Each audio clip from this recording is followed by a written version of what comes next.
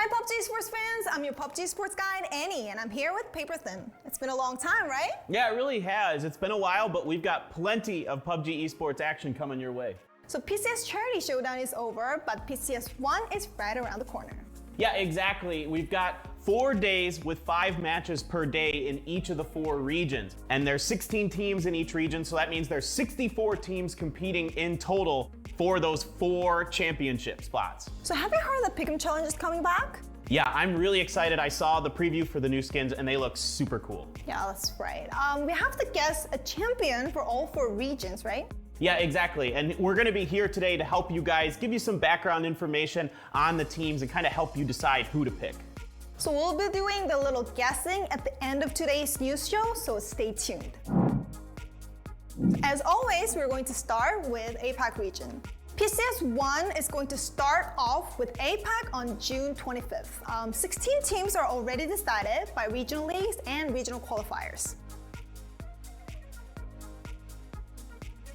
Yeah, there's 7 new teams that are going to be coming through from this. 2 of the top teams from the last time did not qualify. Division X Gaming and Archangel Predator are not going to be with us this time around, so we will be crowning a new champion in APAC. The team I would like to highlight from this region is MSC Theraton from Thailand. This is a new team, but they have been maintaining top of the scoreboard in the recent PUBG Thailand series for 15 days. The key player from this team is Yoshi Minburi, the Thailand superstar. And this team also consists of former Tokyo Striker members, so I'm really excited to see them competing in PCS 1 APAC. Yeah, for me, I'm also looking at 2 of the other Thailand teams to do well. Buriram United Esports has been very, very strong. They're a team that can frag out. They play extremely aggressively around the edges of the circles. Q Confirm, on the other hand, is a more balanced, kind of more traditional style team, but they're also a very, very strong team from Thailand. Finally, I'm looking at Divine Esports from Vietnam. They've consistently made it to these big stage events, so I'm waiting for them to really break through at one of these. So it's time for North America. 3 weeks of group stages have just finished and all 16 teams were decided. So one interesting point is that Sonics, Shoot to Kill, and Oath took top 3 in both PCS Charity Showdown and PCS 1 group stage. It was also interesting that Oath and Shoot to Kill tied with the overall score. Yeah, exactly. So both of them had the same total score. However, in competitive PUBG, we determine who gets a higher placement when they tie based on the number of kills. So in this case, Shoot to Kill had more kills than Oath, so they were 2nd instead of 3rd. So this time Shoot to Kill won, right? This time. Then which team do you think has higher possibility of being champion in North America from these top 3 teams? I think it's really hard to say. Between Oath, Sonics, and Shoot to Kill, they're all really, really good right now. Oath, we've seen them have the ability to pop off and put up crazy rounds. They won 4 games in a row at the Charity Showdown on the final day. Shoot to Kill has consistently been a 2nd place top tier team in NA. And Sonics, just now with the addition of Mime on the team, they've been fragging out. So it's really hard to say. They're all really good. Yeah, it's true. And I heard that Drussel is coming back. Yeah, so he's a player that many people in NA are familiar with. He was big in the 2019 scene. He competed in the PGC event in 2019 as well. So a very strong player. He's moved over to Exodus now. They didn't do amazing in the group stage, but maybe there's some growing pains with him being there. Definitely a team to watch out for going forward. In Asia, most of the participating teams were decided in advance, so participating team lists are very similar to those of PCS Charity Showdown. Yeah, exactly. You're going to be seeing a lot of the same teams, a lot of the same rivalries, a lot of fighting over the same landmarks and rotations, so it should be pretty exciting in that regard. That's right. And we have 3 new teams. 1 team, VSG from Korea, and 2 new Japanese team, Crest Gaming Xanadu and Element 36. Yeah, so I think a lot of our international fans are going to be very excited to see VSG back competing on the big stage again. It's been a while for them. They haven't been back on an international stage since the Face It Global Summit. But now we're seeing a little bit of a different look for VSG. Wicked and Mental, 2 perennial contenders from Korea, have moved over to VSG and perform extremely well for them. The other team I'm really interested in watching is going to be Crest Gaming Xanadu. We haven't seen them since PGI 2018. So this is really exciting to see one of the old school PUBG esports teams from Japan come back and make it to compete at an international competition. On top of that, one of the most interesting watch points in PCS1 Asia will be rivalry between Genji and Tianba Gaming. Genji was playing so well in KR qualifier recently, and PO is crazy these days. So he averaged 2.5 kills and like 454 damage per match. This is a lot in the pro scene. Yeah, it's going to be really interesting to see with how well Genji has been performing. They've been getting better and better as time goes on, if they're going to try to compete with Tianba Gaming for South George. Now, they didn't at the Charity Showdown. I think they maybe should. They're really strong right now. Tianba has been struggling in China recently in some of their events, so maybe there's a weakness here to take advantage of. However, I know Genji is comfortable going to other spots like Mill to Power if they need to. I'm also curious how Team Kirsten would play because they were the biggest contender to Tianba Gaming. Yeah, especially at the beginning of the Charity Showdown, they did very well. They're a very disciplined team. They like to play slow, rotate late, come into middle of the circles, and try to hold territory. So they're the real deal. They made it back here again, and I'm excited to see how they perform this time around. Last but not least is Europe. Europe has just finished the 6 days of group stage, and now 16 teams are now decided. There are a lot of landmark fights going on in PUBG esports scene, and this happened in Europe too. So there were this battle for Hacienda del Patron between Unity and TSM, right? Yeah, exactly. It's a central spot on Miramar, therefore a lot of teams are really interested in trying to fight over it. TSM and Unity were going at it.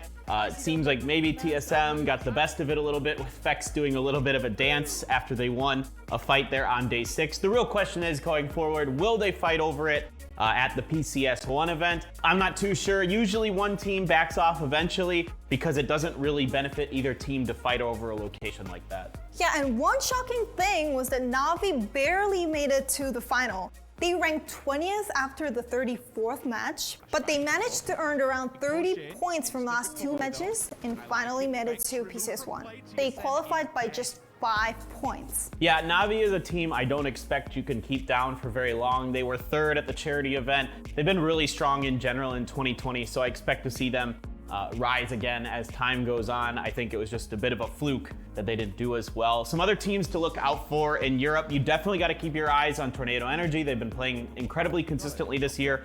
Example was basically the top fragger in the top everything in every stat category in Europe. Team Liquid has been very, very good as usual. Still looking to see if they can finally kind of overcome that hurdle and get a 1st place, but don't count them out. And one other team I'm really interested in is Tempest. On day 2 of the group stages, they won 3 Miramars in a row, which in Europe is incredibly difficult to do. As mentioned earlier, Pick'em Challenge is back in PCS1. We have 2 games, and main game will be simply guessing the champion of all 4 regions, and you'll need 1 coupon for 1 vote. And then we have another free game to play where we're gonna break down each of the 16 teams into 8 different groups, so a rivalry between 2 different teams, and you have to pick the team that you think will do better overall to earn some points. So you can get up to 6 voting coupons by purchasing PCS1 items, and most importantly, you can get 1 free coupon by watching live broadcasting for PCS1. Yeah, so make sure you guys tune in to all the PCS1 events, as there is only a limited amount of people who are going to be able to use those codes that you see during the live broadcast. So you gotta be tuning in and you gotta be ready to go. So who did you pick, favorite then?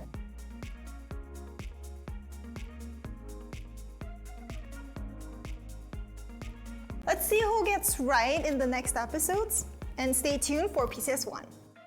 Oh, and don't forget to like and subscribe.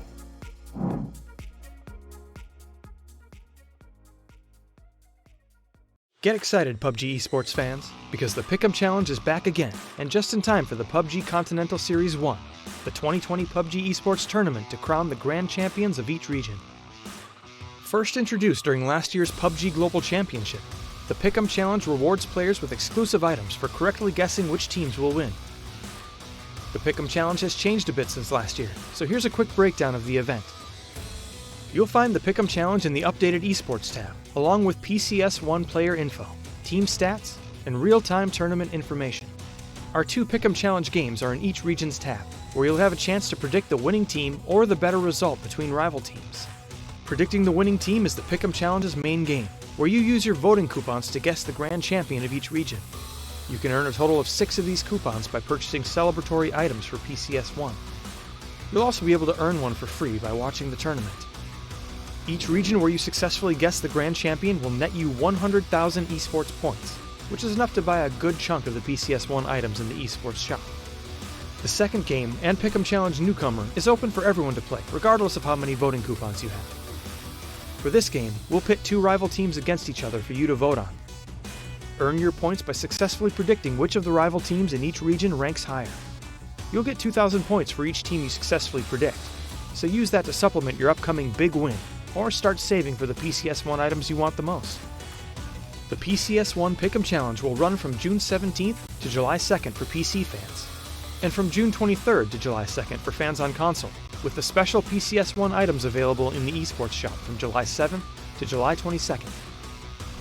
All esports teams participating in the tournament, including from APAC, Asia, Europe, and North America, can be voted on, and the more you play the Pick'em Challenge, the more chances you have to collect exclusive PUBG Continental Series 1 rewards. Keep an eye out for the final tournament schedule, and we'll see you and your favorite PUBG Pro teams on the battlegrounds.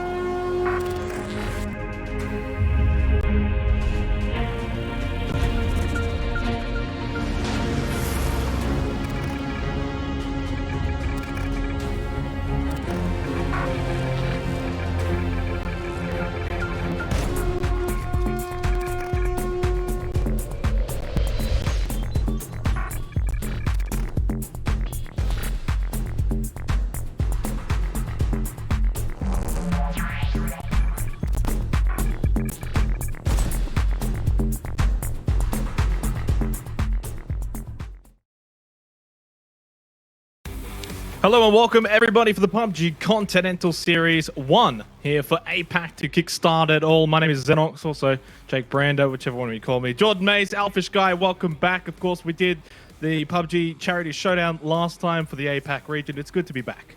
It is good to be back with you, Jake Brando or Xenox, whatever you call it. I'm looking forward to casting some more PUBG. Been an enjoyable competition that we were able to watch in the Charity Showdown. We had, I think, going into that final day, quite a few teams that could have won it. So hoping to see another fairly close sort of affair here in PCS APAC Series 1.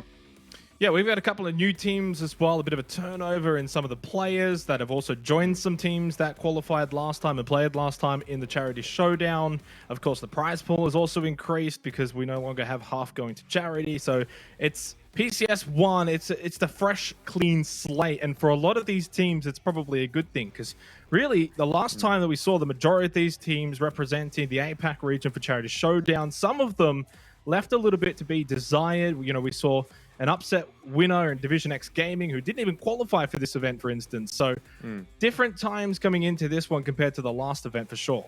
Yeah, definitely. I mean, I think there's quite a few teams that you'll probably be happy to be starting on a bit of a clean slate. You look at the likes of Fury and Astra probably coming from Oceania as two of those.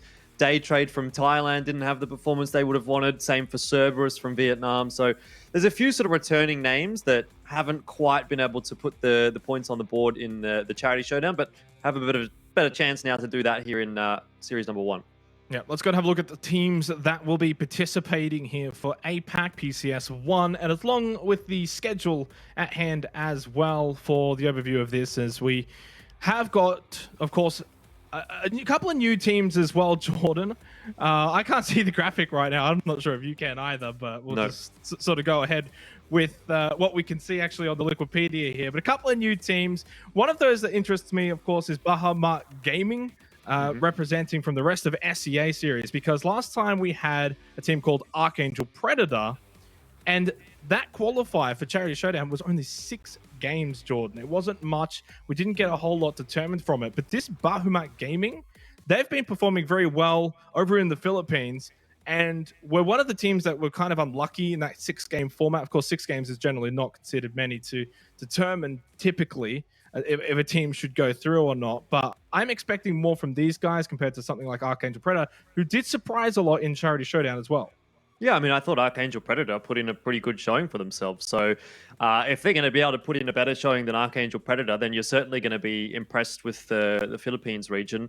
A region that probably didn't perform as extensively or as well as probably the Philippines did was Indonesia. So we have at least another different team coming through there, with Victim Rise being able to qualify, and they qualified with quite a significant amount of a points differential over the second place team, which was Eagle Sentinel shooter from Indonesia. So I think, you know, there's maybe a bit of a better chance that we'll see something better from Indonesia in this particular competition. But you're certainly going to be looking towards Thailand, looking towards Vietnam, I think, to be sort of the two powerhouses here in series number 1. Yeah, no made in Thailand this time around. They were specially invited for the charity showdown, so they once again don't necessarily qualify. This time, though, of course, they're not invited. So 5 Thailand teams and 5 Vietnam teams, although there is one less Vietnam team than last time in the charity showdown when they had 6 and now down to 5. But as you say, they do make up the majority of this lobby. 10 out of the 16 teams are either from Thailand or from Vietnam. And also, not only that, but the teams that are representing those regions, there's a couple there like Cerberus Esports, Divine Esports, MSC, and Buriram United. Those 4, those are the 4 I've got my eye on coming into this. I have to agree with you. MSC is an interesting one, right? Because we didn't get to see them playing in the charity showdown, I should say. But they've come out of first seed from the Thailand series. So I really don't know what to say about that. I guess we'll have to wait and see how they do. They've got the MVP of the Thailand series as well, although I suppose that probably does go hand in hand, right? When you win the series, you probably, in high likelihood at least, have the MVP there as well. Taking a quick look at the overview and how things are sort of panning out here in PCS 1, not only for APAC, you can also see what's going on there for Asia and North America and Europe and whatever, if you're interested in that. All the teams that we have coming across, as well as we've been sort of alluding to, the Vietnamese and Thai teams comprising the majority of the pack.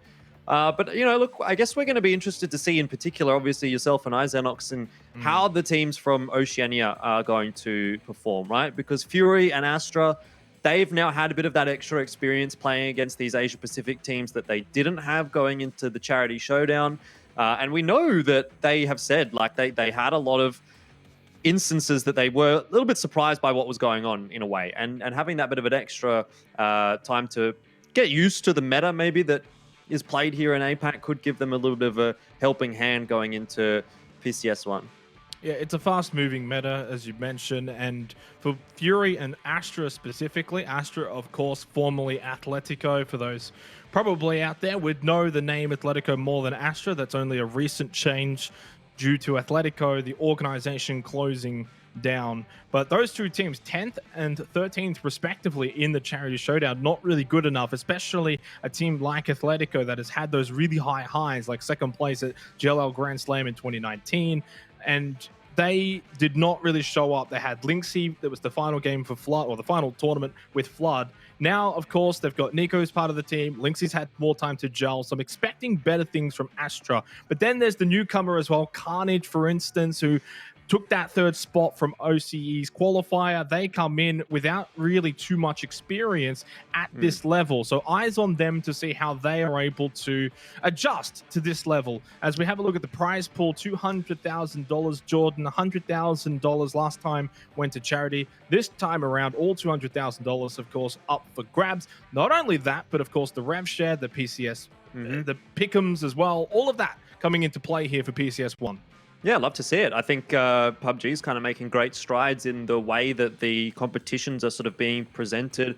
Obviously, if you look back at last year, you know, we had a lot of these leagues, and now we're sort of moving, at least at the moment, towards these sort of more ODC-esque, these more shorter-term kind of tournaments, which I think actually are great for viewing. You know, you don't get that sort of viewer fatigue over the course of, you know, a 5 or 6 week long season where you look at the first couple of weeks and you think, well, maybe these don't really feel like they matter all that much. I think you look at a four match day competition and you just have to think about every single match mattering. And so that's really great from at least a viewership perspective. I'm not sure necessarily the players will be too keen on having less chances to pick up the wins. But either way, it is what it is. And we've got 20 matches here in the PCS APAC Series 1. And obviously to show you how that's all sort of panning out, we get those first couple of days with Erangel, and then Miramar. And next week, we swap back over to the 3 Miramar, 2 Erangel days. So obviously for yourself and I, Xenox, we're big fans of Erangel. We've been quite outspoken about that over the course of all the PUBG broadcasts we've done. So we're going to enjoy this first week. Yeah, and of course, for those who weren't aware, maybe didn't quite watch the Charity Showdown, Sandhawk was removed from the pool very, very shortly prior to that tournament starting. It seems, of course, now that has translated over to PCS 1 to having just the steady Erangel Miramar. I wouldn't be surprised, this is just me speaking now, Jordan, but I wouldn't be surprised in the future if it's almost like getting sort of Vikendi ready to slot in and take that match 3. You know, we had Sandhawk take that slot for 2019. I wouldn't be too surprised if we head to a bit of snow later, or maybe by the end of the year, for instance. We've been seeing, obviously, a lot of changes to that map outside of the esports scene, but I'd like to see it eventually, maybe not right now, but I'm happy to see that it's just Erangel and Miramar. And the split, the only thing I will say is I would have personally preferred if it was more like 3-2, 2-3, so we would have had a bit more of an even split. But as you said, this first week, tonight and of course Saturday night, is going to be predominantly Erangel. So we'll see if the players are able to adjust to that. There are going to be some teams that will be better equipped on Miramar, and they'll have to kind of wait till next week to really shine potentially. Yeah, I mean, that's certainly something that we discussed quite extensively during the Charity Showdown. We kind of recognized a couple of the teams were performing a little bit better on Miramar. I don't know, again, we're going to have to wait and see, because things generally tend to change when we look at the teams that have come in. Obviously, there's a few teams that didn't play in the Charity Showdown, so we do have obviously a little bit of an insight as to how the teams that did play in the Charity Showdown might perform here. But once you throw an extra, 3 or 4 different teams in the mix, that really changes everything. It changes the rotations, it changes the drop locations, it changes all that sort of stuff. And I was sort of doing a little bit of, statting, as I like to do, working on the stats, working on the numbers and that kind of thing. And I worked out that there was I think it was about 42% of the players in Series 1 actually didn't compete in Charity Showdown. So it's quite a significant change when you really think about it. It's nearly half of the lobby are actually different players. So for however many conclusions you can draw from Charity Showdown, I'm not really sure that there are necessarily too many, to be quite frank, with such a massive shift up in players and teams. Yeah, just having a look at the notes that we both sort of contributed to, it's almost half of the Vietnam teams have got new players. Almost. Very, very close to that. Whereas like Thailand, it's only, of course, MSC, which we very briefly touched on. And as the night continues, we will talk more about them because they are a very, very intriguing roster, picking up Elotic and Yoshi. A lot of history, of course, around that name. And as you mentioned, MVP of the Thailand series. Looking at Oceania, though, it was only, of course, the addition of Carnage. And then Indonesia had a massive change of only Entry Fragger and Man returned from Charity Showdown for those 2 teams. Yeah, obviously coming through from Victim FTF, which is kind of what Eagle Sentinel Shooter has sort of formed from or come from in a way. So I think there is a little bit of translation across from the Indonesian region, but like you say, not a huge amount. Even the same, like we talk about Philippines as well, Bahamut Gaming, not a single player the same as what we saw for Archangel Predator for obvious reasons. So there's again, such a huge shift up in competition. I don't know how many scrims or anything like that necessarily have been going on in the lead up to Series 1. I assume there's been quite a few, so I assume the majority of teams have probably figured out where they want to be going. But what I am interested to see, Xenox, when we do actually end up getting into game, which I believe we are going to be doing relatively shortly, is how some of the drop locations change up. Obviously we did see quite a bit of contest at some times during the Charity Showdown, and whether or not that's going to continue to persist here in Series 1 remains to be seen, I suppose. Maybe some of the teams that were contesting have not been able to come through to Series 1, I should say. I remember, in particular, Made in Thailand was a team that we saw sort of getting into a lot of these early engagements, and they're not here. So does that open up maybe a bit of an easier time for some of the teams that they were dropping on top of? I know for a fact that, Carnage, for instance, want to be going South Georgia Ball. They're going to be contesting, or at least were contesting in scrims. So you're right in saying that. You do wonder that at least in scrims is when all of that would have been sorted out. For those who aren't aware, the scrims for PCS, at least in the APAC region, they've been very topical. We'll just leave it at that. So you're not going to get the best practice. It's not as simple as that. And for those teams who maybe are new to coming into this PCS region for APAC, they might have taken a bit of a surprise to that. Whereas, of course, the likes of Atletico, Astra, Fury, they, and not just them, but also obviously all the other teams, Divine, Cerberus, DIC, pretty much all the Thailand teams, they would have a much better footing going into those scrims, being able to get their drop locations, and then obviously coming into the main event, they should be able to get, for the most part, their drops that they want. It's those new teams coming in, the Bahumats, for instance, some of the Indonesian teams, Carnage, they're the ones that are going to be fighting the most, you'd think. No, I mean, I think Carnage is a particularly interesting team to take a look at here, because I think they're probably the one that you would expect to struggle the most. And that's not necessarily because of the players or the individuals on the roster, but I think more so the circumstances that they come into, right? If we take into the context of how the Australian teams were, or the Oceanic teams were able to perform in Charity Showdown, and the fact that they were struggling with some of the meta, I guess, within the APAC region, and obviously on top of that, they have the ping issue there as well. I think for them, it's going to be the kind of the biggest wake-up call, seeing how these first couple of games go and how they're sort of able to integrate into this new sort of a competitive environment that they may not necessarily be used to, obviously, for the majority of these players. In fact, I think all of them, most of their career would have been within the ANZ region. So I think there's going to be a bit of a jump and a bit of a learning period for them over the course of today and maybe over the course of day number 2 as well. Yeah, very ready. Going to be heading into our first match of the day very shortly. It is going to be Erangel, of course, to kickstart us here for PCS1 APAC region. Game 1 underway, Jordan. And while every game is, of course, going to matter, you do not want to be leaving anything to chance, anything down to the final few games. It's a clean slate, though, for the majority of these teams, of course, who participated in the Charity Showdown. They're going to be wanting to put in a better performance. What's an intriguing stat, though, Jordan, is of the top 5 from Charity Showdown, only 2 ended up making it here to PCS 1 APAC. Missing out was first place Division X, 4th place Archangel Predator, and 5th place Made in Thailand, all not making it to PCS 1. So that means, realistically, Q Confirmed, Buriram United, certainly are going to be favorites in a regard, but it's really should be an open field here. Yeah, definitely. I agree with you as well. I mean, you look to Q Confirm, who we have on our screen right now, and they sort of started off in the Charity Showdown day number 1 with a phenomenal performance, but slowed down toward the end of things. Now, in fact, actually, as we're alluding to right now, we're going to get a bit of an insight as to what PUBG Analytics thinks of how things are going to pan out there. You can see on the left of your screen, just a little bit of a sneak peek as to maybe what we should be expecting in terms of the placements for this competition. I think one of the other teams that you probably want to mention to talk about, or a few of the other teams that we probably want to focus on here, are Golden Cat, who came 6th in the Charity Showdown, and obviously been able to qualify through here again. Divine Esports and DIC, both coming from Vietnam, also performed reasonably well, sitting in 8th and 7th respectively in Charity Showdown. So for me, those are probably the teams alongside, obviously, Boomerang, alongside Q Confirmed, to keep an eye on, at least coming through from the Charity Showdown. But when you look at other teams that have come through in their region in first place, Cerberus, they came first in the Vietnamese region, and they were only 12th in Charity Showdown. So it may be a bit of an underperformance from Cerberus when we last got to take a look at them. They wouldn't have been the only one, though, really. When you look at what Astra sort of put up in that first event, there were quite a few of those teams that probably didn't play to their best that they would have thought they would be able to perform.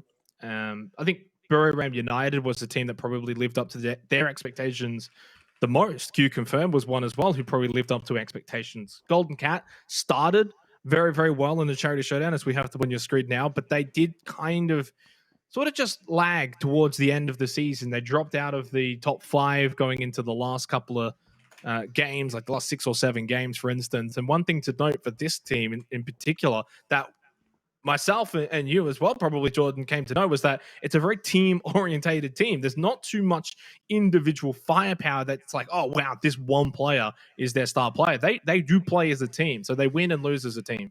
Yeah, definitely. And you're probably going to see that throughout this competition as well. I think looking maybe at a team like Q Confirm, you sort of see a couple of standout players there. You look at Gems and Jowman as the two that seem to really be leading from the front, at least in the fragging department during Charity Showdown. But I think you can sort of throw a lot of that out the window, right? With a sort of a new competition coming in here. Maybe certain teams were having a good comp, maybe certain teams were having a bad comp. And there's only so much history that you can sort of look into before you get a bit of an idea as to what's going to happen in a competition like this, because at the end of the day, it's sort of just a new opportunity starting from a clean slate for teams to get the ball rolling. Maybe they've been working on some things in the last few weeks or so and have sort of shored up some of the issues that we saw from them in Charity Showdown. And obviously for those teams that didn't even play in Charity Showdown, then it's going to be sort of a new experience for them coming into this as well. So we have a bit of a rotation coming out here past Q Confirm. Wait, hang on. Star is Astra? I think that's just I must have misspelled that one. For a second, I was Yeah. like, "Who is Star?" I saw them on the when they were just driving by, and I was like, "What?" Anyway, Yeah, I was wondering that as well. I was like, "Hang on, did we mess up a team that qualified and we didn't even talk about it?" I guess Astra their logo is the star, to be fair. Yeah, but they're okay. Well, look, whatever. Q Confirm close by to them, the yellows just south of Ruins. Astra, of course.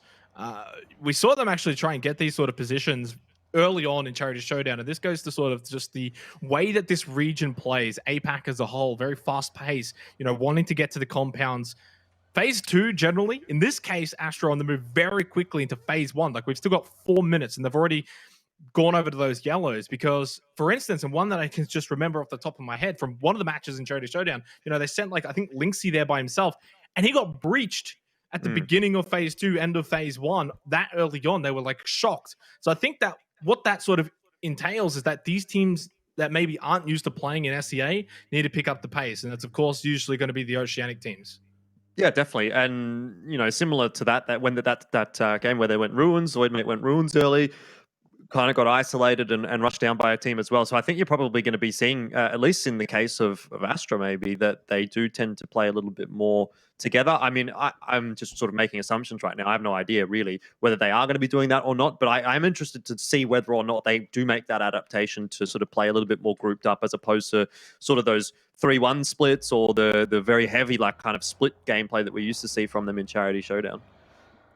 Well, that's the thing, though. You also don't want to concede to the region and sort of play into their hands, because that's probably what these Vietnamese and Thailand teams want is when you come in and you play against us, you got to play our way. And to a degree, that's probably what needs to happen. But you also need to sort of adapt yourself as a team coming into it rather than just sort of falling to the norm. And that's what, what we've seen from a team like Fury, for instance, in the past in these international tournaments. They've been able to do generally pretty well, which is why they did finish middle of the pack in Charity Showdown. Divine Esports is a very interesting team as well themselves as we head on over to MSC. And, well, I mean, if we're going to say interesting, this team is probably the most interesting team. Myogi Esports as well, both of them up towards Everest, and both of them new to PCS as well this season. Yeah, definitely. Taking control of Everest this early on in the piece is going to be quite a good position. A lot of information, valuable information can be gained from being the team at the top of there. So for now, MSC, you like to see the moves that they're making. What I also like to see here, Xenox, is, a bit of a slower start to the competition, right? We're 7 minutes in. We haven't seen anyone down yet. We've still got 64 players alive. And I think that's quite good in just giving the teams a bit of an opportunity to work their way into the competition, start understanding how the rotations are going to be playing out and what other teams are going to be doing. But might hold that thought because Q Confirm might be losing a player relatively shortly. Jayers from Q Confirm is, well, probably not long for this world. Of course, as you mentioned, that we haven't had any deaths. One is very much imminent. Can he find one to go with him? Does get a headshot, but of course, by himself, doesn't have anyone to trade with him. And Myogi Esports will be on the board first.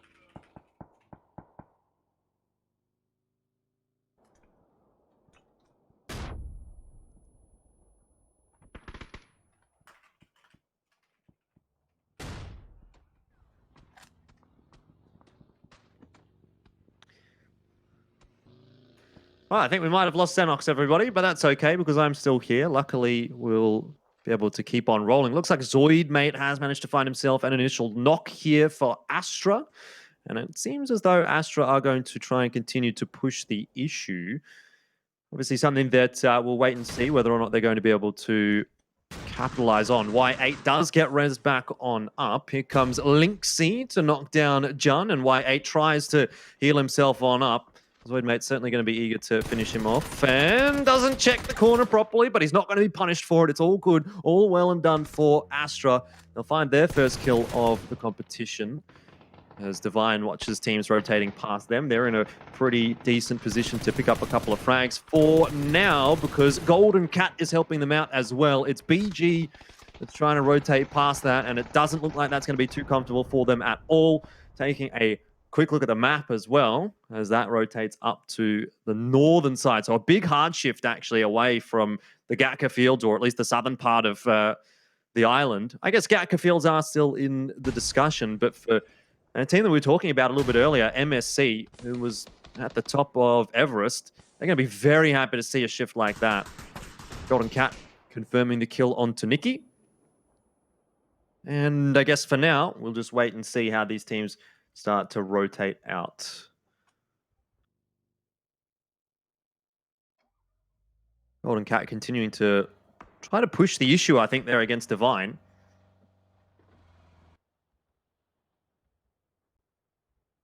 MC and Levi's, the two remaining members here for Divine Esports, luckily have at least been able to grab themselves a couple of kills, courtesy of NAMC. So worst case scenario, if they go out here without any placements, at least they've been able to pick up some points. At least they've been able to start getting rolling. You'll see on the kill feed there, Linksy does get knocked down by Elonix. And for Astra, they certainly would be hoping to turn their fortunes around from the charity showdown. They didn't perform quite to the level they would have liked to there. And maybe another team that is in that same boat is Fury, who we see on the rotate right now through the southern part of the map, just driving along the coast.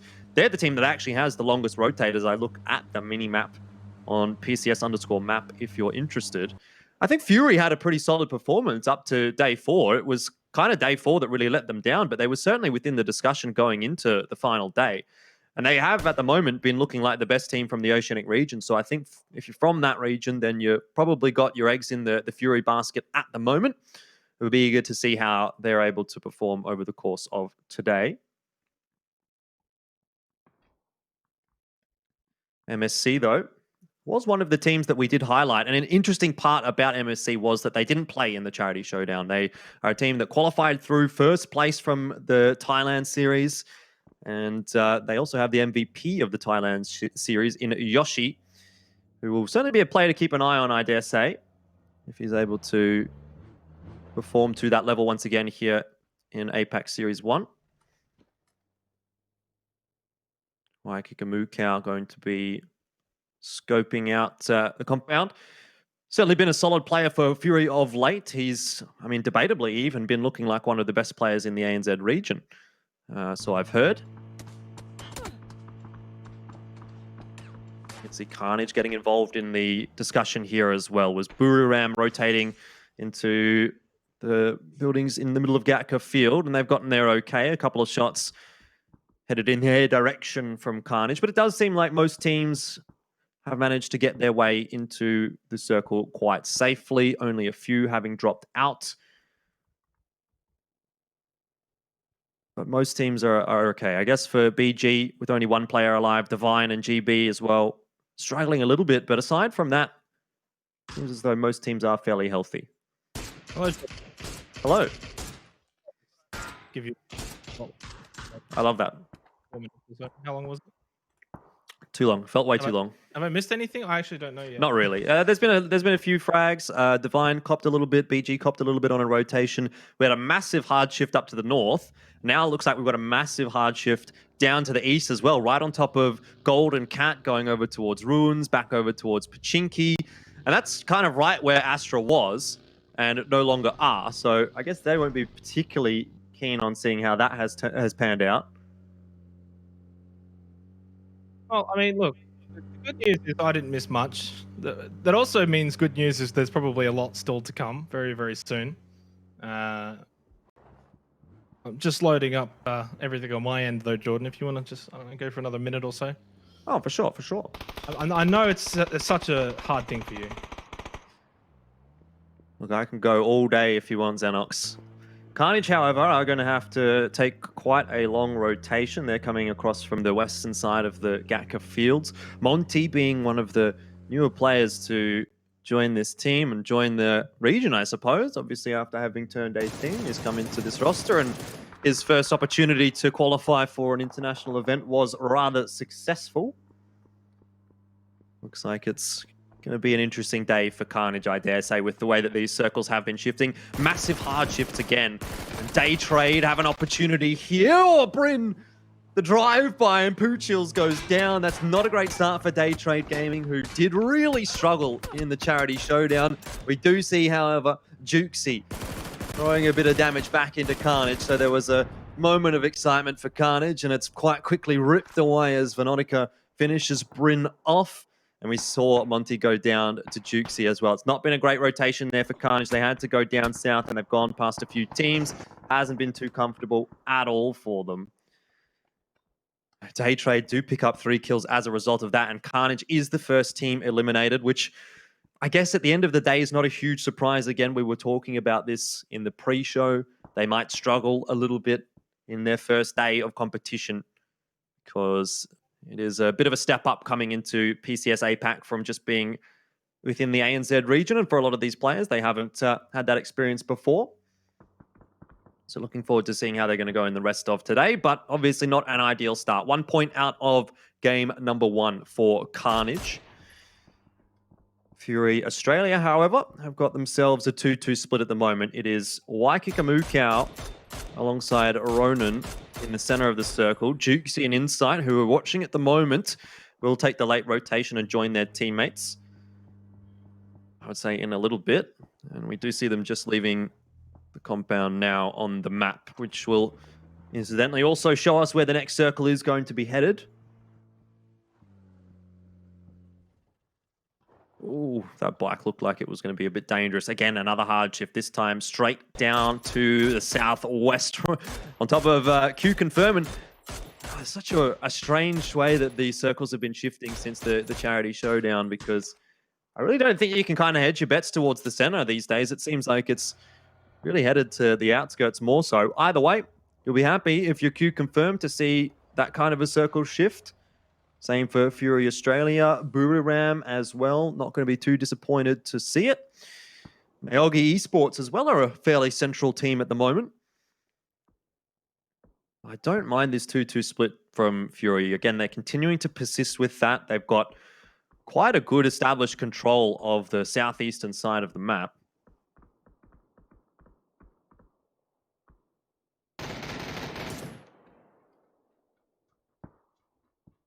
This will be Eagle Sentinel Shooter headed in the direction of Day Trade Gaming, and perhaps a few free points here because Day Trade have already lost a player. Flash goes down as well now, and it's a 2-on-4. I dare say right now, Sentinel Shooter will be quite eager to pick up those points, get the ball rolling. God does manage to catch Matey in the back as well, so there's a multiple sort of a team engagement going on right now. Bahamut Gaming really relying just on ArtGod at the moment to get as many points out of this as he can. He's tagged down to 13 HP. The heals are coming across from his stims, but he won't last too long, and Sentinel Shooter will grab themselves 3 points out of the engagement. They get rid of Bahamut Gaming, and they cause a bit of a problem for Day Trade, but there is a Mosquito still hanging around. Venotica does get the knock onto entry fragger. Looks like that's going to be not too big of an issue for Sentinel Shooter. We'll turn our attention over to MSC, who are currently breaching Gearbox, and that's gone relatively okay. A 1-for-1. The grenade, however, does finish off Janku, and Gearbox out of the picture. They did lose one player on the entry there, MSC, but they will be pretty happy to take control of a compound that is currently within the circle. Yoshi Minburi, the man on your screen, the MVP from the Thailand series, is certainly a player to keep an eye on, I dare say. Levi's and NAMC have an idea that CVD is hanging around, and that was a very good grenade. If Levi's chucks another one, that's gone a little bit too deep, still does some damage. CVD. I'm not sure whether he has meds or not. Looks like he's doing something. Maybe Divine have run out of grenades after that as well. Golden Cat will need to be careful because they have a team hanging around quite close by. NAMC catches the kill onto JJ Leo, which is going to be a nice extra point in the back pocket of Divine.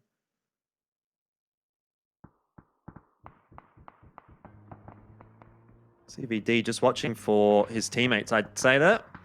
Keeping a bit of an eye on what's going on at the top of the road. Time for Fury to get involved in the discussion here as they're being breached by Sentinel Shooter. It's a 4-on-2 right now. Fury will be hoping that Ronan and Waikikamuka can do a bit of a work here. This grenade from Ronan could be big. It's jumped out the window. Man goes down, knocked, but Ronan traded back by a grenade himself. Cerberus are jumping in and having their say in this engagement as well, but Ronan is confirmed. Waikikamuka gets one. Insight helps out as well. Good rotations coming in. Good assistance even coming in from Fury, but Waikikamuka might need a little bit more because this engagement is still going on. He's holding the stairs, which is a solid position. Ronan confirms the kill onto Man. And we take in a little bit of a peek here at the way that the circle is shifting. It's right on top of Fury. It's right on top of Waikikamuka. So if they can lock down this position, they're in a good spot to actually finish the game off in their favor. Obviously, Waikikamuka must be aware that he's still got someone hanging around in his building. Golden Cat still dealing with their engagement as well. And for Sentinel Shooter, that is going to be the end of their run. 12th place and a nice few points on the board for Fury. They did lose one player, but they've locked down a solid position. Victim Rise eliminated, and that is courtesy of Golden Cat, who do continue to lock down their position, but they're going to have to move, and they're going to have to do it quickly. Circle's going to be shifting shortly. DIC lucky that the circle has shifted quite significantly in their direction because they're not really in a great spot. They're out in the open. Luckily, they don't have to move. Astra, team that we haven't checked in with in a while, still have 4 players alive. One of the top teams from the ANZ region. Golden Cat certainly aren't having a particularly enjoyable time now trying to head directly into the position that Astra is holding. But MSC is behind Astra and they could be causing a bit of a problem. You can see Nikus down low, Extreme the same, Lynxy the same. They're all going to have to heal up. They're going to need to try and provide them some space. Divine have been knocked out in the meanwhile. It's just engagements all over the place right now here in PCS APAC Series number 1. Maogi Esports have been eliminated. Buriram have been eliminated. And all in the meanwhile, MSC are just trying to get themselves into a position to deal with Astra, who are putting themselves in a position to deal with Golden Cat. The trades definitely favoring Golden Cat at this point. I think it's a 2-4-3 favoring the team from Thailand. But Tong K sees his teammates, one of them burning alive in their own Molotov. And Nikus is going to have to get all the boys up in the smoke.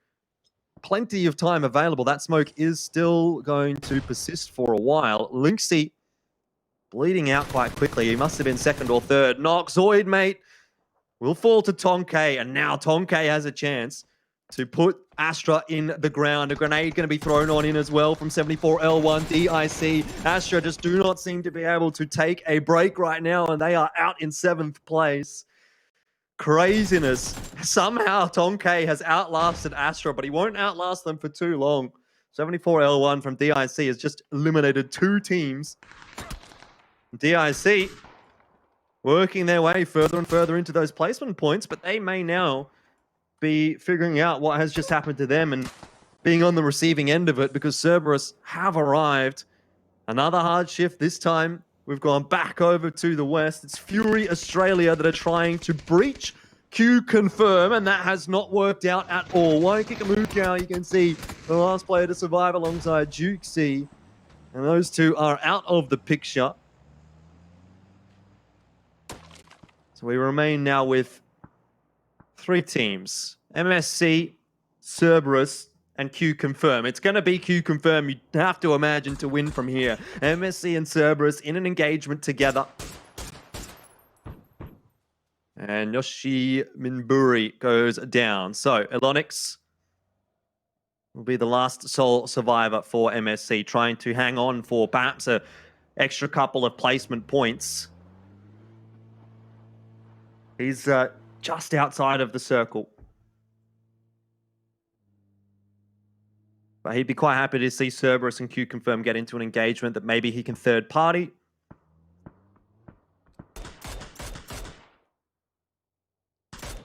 Q-Confirm, this is going to likely be the easiest game that they've ever played. The circle's gone right on top of them, and both Cerberus and MSC have to rotate on in. A nice extra point picked up by Elonix, but it is going to mean the end of his game.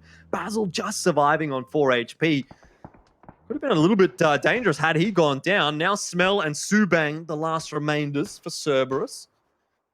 A 2-on-3 for them as Basil's confirmed by Jowman. Another good start for Q-Confirm here. And I'm not incorrect. I'm going to check this in a second, but I think they actually might have won game 1 of the Charity Showdown as well. At the very least, they started well in game 1. That is for sure. It was Golden Cat that actually won game 1 in Charity Showdown. But Q-Confirm had 13 kills. So I think they were first place after game 1. Either way, looks like they might win game 1 here in PCS number 1. Subang and Smell are going to try and make it as difficult as possible for them. I think Jiaoman might have spotted Subang out there. Can see some shots going back in the direction of Q-Confirm, though. Well, the circle's gone right on top of Subang. So where does Q-Confirm go from here? Now they don't have the circle advantage. They have the numbers advantage. But if Smell's able to keep Subang relatively comfortable, there may still be a world in which we see Q-Confirm drop this into second place. Things have certainly slowed down, though, as we've headed into the later circles. Absolute chaos in phases 5 and 6. Does tend to result in phase 7 and beyond slowing down a little bit. So I think for the moment, Cerberus are going to be quite content with just waiting to see what Q-Confirm are going to do.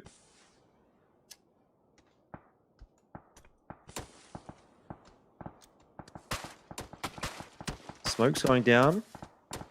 Smell still has 1 in the back pocket. Plenty of meds to play with, but he has to move now. The circle is not favoring him.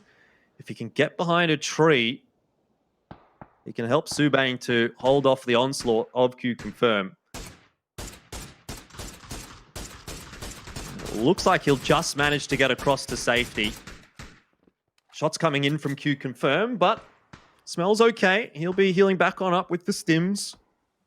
Subang is the key. He is the one that's going to hold down that strong position.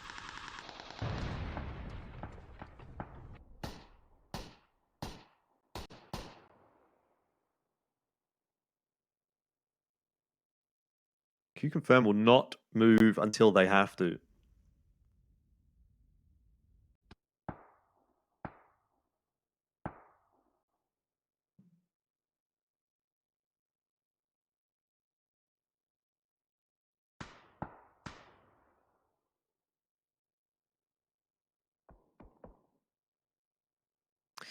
$18 seconds until the circle starts to encroach, and just having a look at the cover in front of Q-Confirm, there is absolutely nothing to play with. You can see from this bird's eye view that they really don't have anywhere to go, so they'll be hoping that they're going to be able to get a bit of a favorable circle shift, which to an extent they get. Jiaoman is still able to hold his position. Smell's going to have to move again, and he doesn't have any more smokes, I don't believe. This will be where life starts to get a bit difficult for Cerberus. If Q-Confirm can finish Smell off as he tries to cross into safety, they'll find themselves a 3-on-1, and from there, surely they can't drop it. But if Cerberus can continue to hold on to a crossfire, then there's always a chance. Having a look at the cover in front of Smell here, there's not a whole lot really to play with. I think that tree to his left is probably still not inside the circle. Subang is going to try start chucking some smokes out to get Smell across. How many does he have available? This is the second. That first one is looking pretty good. But where does Smell go? That is the question. Is there a tree for him to play from? If he can maybe get to the tree that Jiaoman is looking at right now, I think that might just be inside the circle. Smell's taking his time, though. He doesn't want to run through the smoke while Q-Confirm are pre-firing it. Off he goes. He has gotten across to the tree. And that is inside the safe zone, actually. So again, it's tense. It really is tense. It continues to shift backwards and forwards one way or another way. Who does this really favor? It is a numbers advantage for Q-Confirm, but Cerberus Esports, if they can get a knock as these rotations come out, finally an exchange of damage. Svit putting some good shots into Smell. They know, of course, exactly where he is. They only have to watch one angle. But this is going to be it for Q-Confirm. They have to do a bit of a Hail Mary play. It's Jowman to draw the fire while the other two look for some damage. If he can get to the ditch, if he can get to the care package, he's got something to play with. He's got a bit of safety. And they start to encroach on Cerberus. A headshot onto Gems from Subang does put him low in that smoke, but the damage not enough to confirm a knock. And that is exactly what Cerberus are looking for at the moment. Subang copping some more damage. Smell pushes up to the rock. Q-Confirm now throwing those smokes down onto Subang's position. Frag grenades as well, but so far he's untouched. Jowman, that one starts to look a little bit better. It hasn't maybe gone deep enough. A bit of a tag onto Subang. Molly's flying in his direction as well, and he's certainly starting to feel the pressure. Luckily for Q-Confirm, they were center circle for such a long time that they haven't had to use any of this utility. Subang really needs to find a knock right now. Him or Smell, as the grenades start to come back in for Cerberus Esports, but they're nowhere near Q-Confirm. Finally, someone's drawn some blood. Svit has managed to knock Smell down. It's all onto Subang, but he is spammed underneath the tractor, and there's not a whole lot that he could do about it. A very, very slow and long victory in the end for Q-Confirm, but they do get it over the line, and a super solid performance to start things off here in PUBG Continental Series 1 for APAC. It's Q-Confirm that have pretty much done exactly what they did in the Charity Showdown. They got such a solid performance in Charity Showdown match number 1. 13 kills and a third place there. This time, maybe not quite as explosive, but still a win on the board and quite a lot of points there for Q-Confirm. 18 total points in the end out of that one. Cerberus won't go away disappointed, though. They did pick up 11 MSC as well. We did wonder how they were going to go, this team from Thailand that came through as the first seed, and they pick up a third place. So not too bad of a result for the Thai region, and obviously Vietnam as well, keeping themselves in the mix with Cerberus, who probably, to be fair, didn't perform as well as they would have liked to have in the Charity Showdown. They only came in 12th place. So a much better start for them here in Continental Series 1. And obviously being the first seeded team to come through from Vietnam, we probably would have expected them to perform quite well, and they have upheld their end of the bargain there. What's interesting about this in particular is that you do have 2 of the first seeded teams coming through from their respective regions up in the top 3. That, of course, being MSC and Cerberus. As far as the Oceanic teams are concerned, Fury not putting in a bad shout, but that late rotation right on top of Q-Confirm, perhaps a little ill-advised. Obviously easy to say, easy to sit there from our position. And for Fury, they definitely... Jordan. Oh, hey. Oh, what's going on? I've just been sitting back enjoying the lovely solo casting that you've been putting on. I've got to say, though, looking at that leaderboard, the top 3... not much of a surprise there. I think, you've said it best. Really, that match sort of maybe giving a glimpse to the future for the next 19 games to come. Yeah, I mean, I think for me right now, it's still early days. I don't think you can draw too many conclusions from that. Again, pretty good stuff from some of the top teams, but then there was a few that we sort of expected to maybe see a little bit more from. I'd be looking at Buriram, for example. They only finished in 11th place. Astra had a bit of a rough time there as well in 10th. So still plenty more discussion points, obviously, heading into round number 2. Yeah, plenty more Elfish Guy to come as well. We're going to go to a quick break when we come back. Match 2 on the other side. Update 7.3 has arrived and brings an explosive new weapon, some new updates to vehicle balance, quality of life changes for landing with your team, and an update to the esports menu. Let's get right into it. The first update is the addition of C4, a brand new explosive that sticks to most surfaces. Once its long timer finishes, this powerful explosive deals damage to everything within a 25-meter radius, both horizontally and vertically. C4 isn't meant to be another throwable, but rather a tactical choice to prevent enemies from staying in a defensive position. There's a clear audible beeping sound when C4 is armed, which increases in frequency as it gets closer to boom time. You'll want to be clear of it when that happens. C4 spawns as world loot on Erangel, Miramar, Vikendi, and Sanhok, and will also appear in care packages on these maps. Vehicles are getting a balance update this patch as well, with new damage zones being added to change how you go about taking them down. Starting with 7.3, damage dealt to the engine of a vehicle will still be full, but damage done to the sides and roof of a vehicle will be reduced. Vehicles will also no longer explode immediately upon reaching 0 health. Instead, the engine will die and catch fire, giving you about 5 seconds to bail before the vehicle reaches its ultimate end, though excessive damage can be an exception. These new damage zones affect most basic four-wheeled vehicles like the UAZ and Murata. Other changes include increased armor for boats, no more increased collision damage when vehicles are rolling, and a 50% increase to spike trap length. You can check out the patch notes for full details. One more vehicle-related thing. The trains on Vikendi have gotten a new vertical line on the map, which should give more options for use. Some trains will now also make an additional stop before reversing direction, and we've added new indicators for when trains are arriving and departing. Players dropping with their team can once again utilize the parachute follow feature, which was previously disabled pending some improvements, to stick close to their group without having to maneuver there manually. From the pre-match countdown to before the drop, you can select a teammate to follow to the grounds. This can be cancelled on the map screen by holding F while in the plane or while following the player in your shoot. Finally, the Esports menu has been updated in preparation for PCS 1. Here you'll be able to find an overview, team standings, and the next iteration of the Pick'em Challenge. We'll be talking about PCS 1 and the Pick'em Challenge more soon, so keep your eye on PUBG channels for more information. Update 7.3 is available now on PC test servers, so drop in and check out everything new.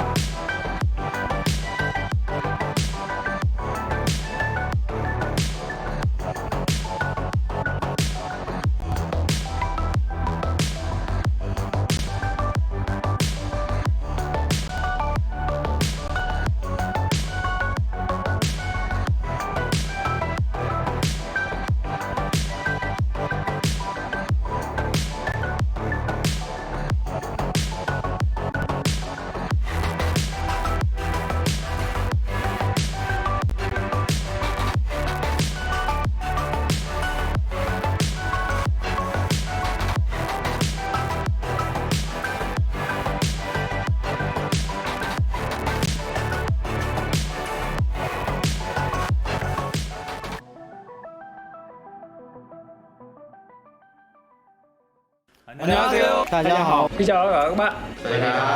Oi PUBG Esports fans. Hi PUBG Esports fans.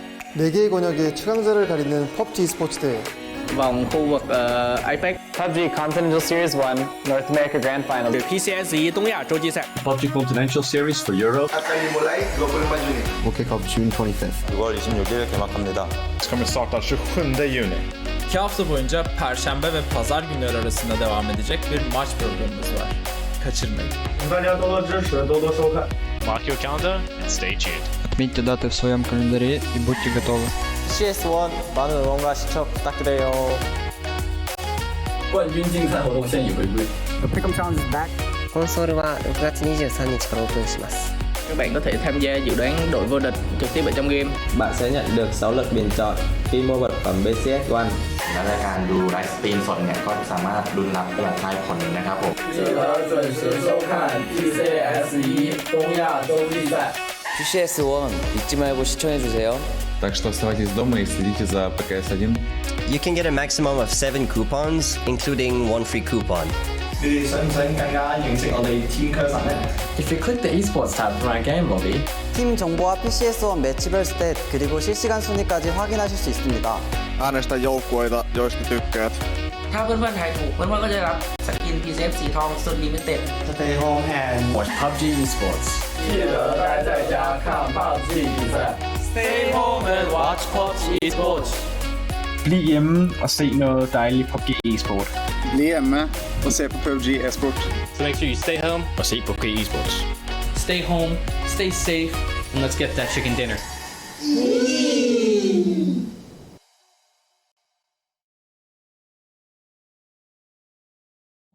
Welcome back, survivors. One of the most requested features from the community has been a proper ranked mode, where players can put their skills to the test against others.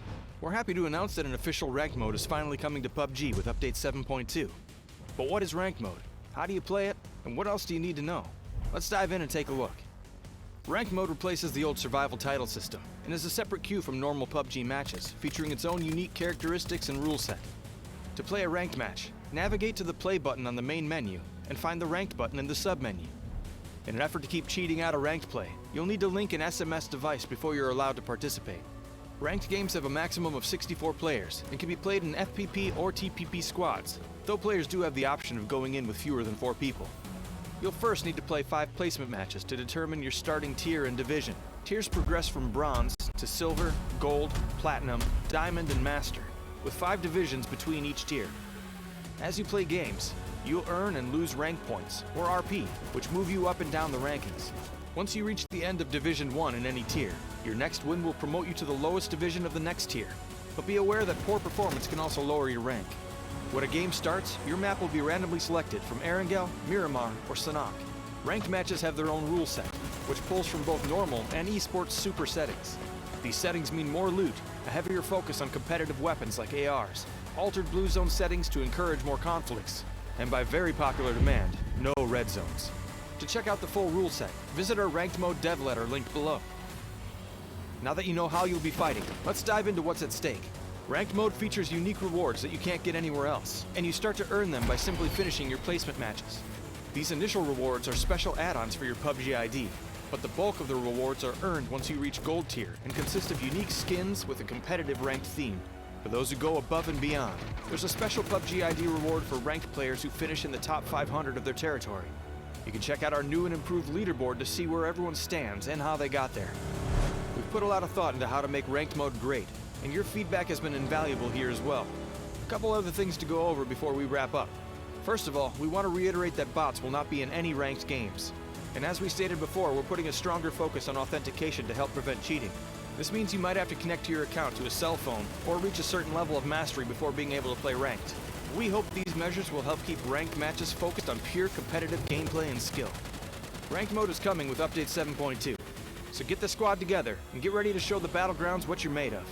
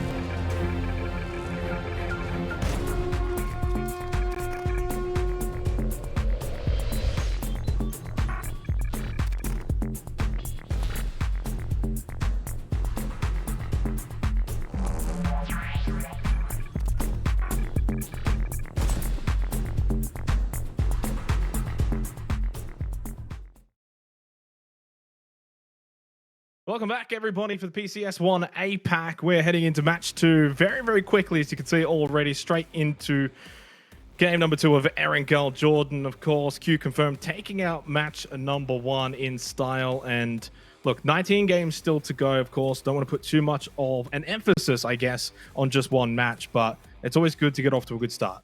Yeah, absolutely. But you can say that about what Q confirmed did in game number 1 of the Charity Showdown, and they didn't end up picking up the overall victory there. So, look, it's one thing to start well, but it's another thing to be able to consistently do it over 20 games.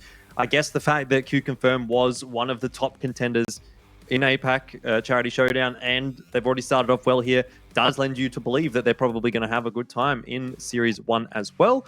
But you can't draw too many conclusions out of just one game. I think we still have to wait and see how things go.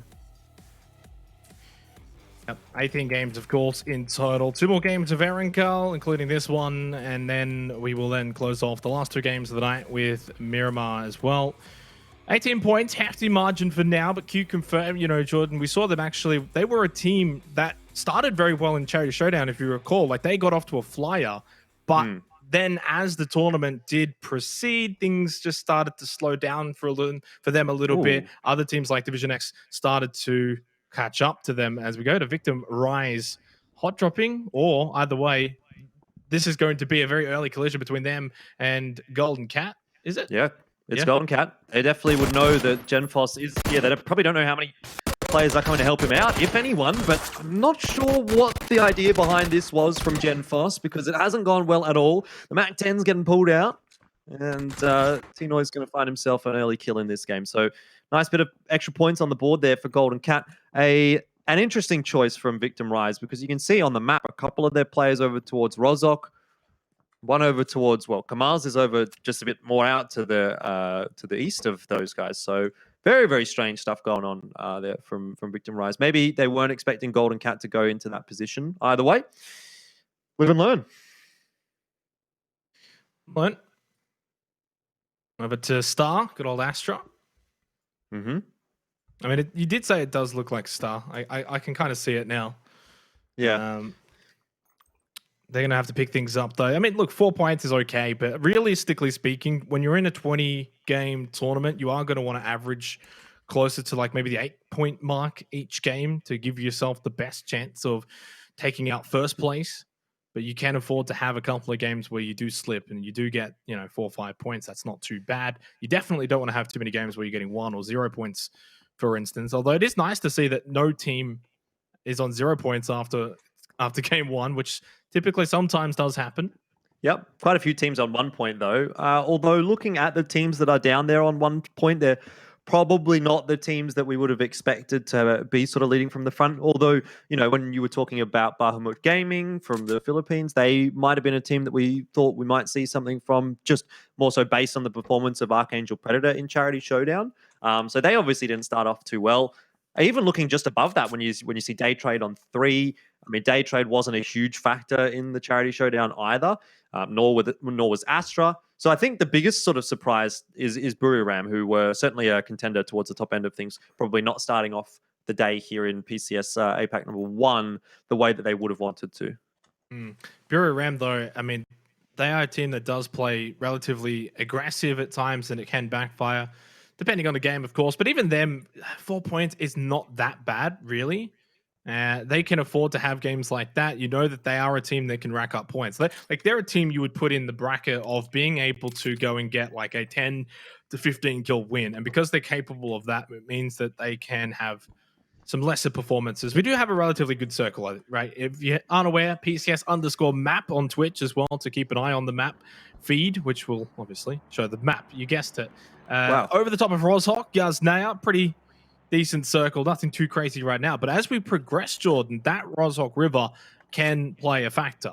Yeah, certainly. I mean, there's at the moment no one really over to the northern side of that. And I think that's fair enough. Most teams are probably going to be hedging their bets down to the south. But Xenox, if you were obviously paying much attention to the way the circles were shifting during Charity Showdown, and even based on what we saw in Game 1, it seems like we are really seeing a lot more hard shifts as opposed to just sort of shifts in towards the center of the circle and more of the kind of expected shift, or at least what was the expected shift. Now it almost to me feels like the hard shifts are the expected shifts. So if you're a team that maybe isn't feeling too confident, maybe you can just hedge your bets towards the north and hope for a hard shift, because chances are you're going to get a hard shift here or there. If it goes south, you're probably pretty cooked. But if it goes north, maybe you get lucky. And for teams that aren't necessarily competing to the top end of things, maybe that's something that they can look at doing. I'm interested to see, though, where these circles do end up going, because it really does seem like hard shifts galore. And I don't know whether that's a storyline that's going to continue across the evening or if it was just sort of a one-game wonder. I mean, it does favor, though, slightly more south for this particular circle. So crossing the river is probably not ideal. But as you say, it can go north. It can be the unexpected shift. And then, therefore, if you sort of play to the unexpected shift, then I guess in a way it's almost expected, right? So then is it really an unexpected shift? Yep. Good question. I think the smart thing to do, though, is if you bring up the map, well, obviously we can't bring up the map, but you guys at home can have a look at the map on PCS_map. MSC out to the very far left and Maogi Esports at Yasnaya. You probably want to be in those two locations ideally, because you can realistically, without too much fanfare, get north and south really easily. And then at the worst case scenario, if it does go central, you can then collapse in, come in relatively late, but you can find kills. You can rotate in, find a few kills, you can breach, you can do a whole bunch of different things. So it gives them the opportunity to go north or south without, say, having to cross one of those Roshok bridges, those little small bridges, which can be quite deadly. They're not the safest things to cross. If it does go north, you're going to have 3, 4, 5 maybe teams trying to cross those little bridges. I mean, on the topic of the Roshok bridges, I think they're okay if you're like maybe the first or second team across, but it's when you're trying to get across those bridges late where you sort of tend to run into problems. So for a team like Astra right now, who are sort of sitting a little bit further away from Roshok, even though that's one of their primary drop locations, they might want to start thinking about what they're going to be doing as far as the rotation is concerned if they have to go up towards the northern side. VTR, who are at the moment in Roshok, are probably sitting pretty happy at the moment. Center circle, if it goes south, they're fine. They don't have to move. If it goes north, then they're probably also okay, because they'll be one of the first teams that go across those bridges. Q Confirm, who's on our screen right now, is hanging around in Pachinki, and they are a team that's definitely going to get burned if this circle shifts up to the north. Yeah, I mean, they're one of those teams. There's quite a few of them, though. I mean, you don't just look at just Q Confirm, Bureau Ram, even Cerberus. Quite a lot of these good teams, DIC, Day Trade, the teams down south, are going to, as you say, get burned the most if it does go north. Of course, then you can also have the opposite effect. If it goes south, then those teams that are north are going to find it difficult. Astra over towards Watertown, just outside, pushing in towards Eagle Sentinel Shooter. Man with a nice angle, though, should be able to spot Extreme Linksy. Nico is starting to push in, so he's able to get that vision, sort of rings the alarm for the rest of the team and gives them that warning that, hey, there's a team lurking around Watertown. Not a bad spot to be, by the way, for these two teams because of the bridge just very north, or very, very shortly north of Watertown. So if it does go north in a minute and 20 seconds or so time, Jordan, they can cross. But the fact that there's two teams here does make it a bit more difficult now for Astra. May elect to sort of back out, change position if they want to. Yeah, and you got MSC as well. I think they're up in the sugar cubes just above the river as well, which does have a relatively decent angle down onto that bridge should these teams have to cross. So it's not ideal, I don't think, for Sentinel Shooter or for Astra at the moment, but as long as they can keep 4 players alive before the next circle shifts, I'll probably be happy to try and deal with it as it comes, kind of figure out what happens, when they get that information, as opposed to thinking too far in the future. For now, it's a case of wait and see. It's only 40 seconds for the next zone. Obviously, they're not going to be doing anything until they see the next zone, so why worry about it if it's potentially not going to happen?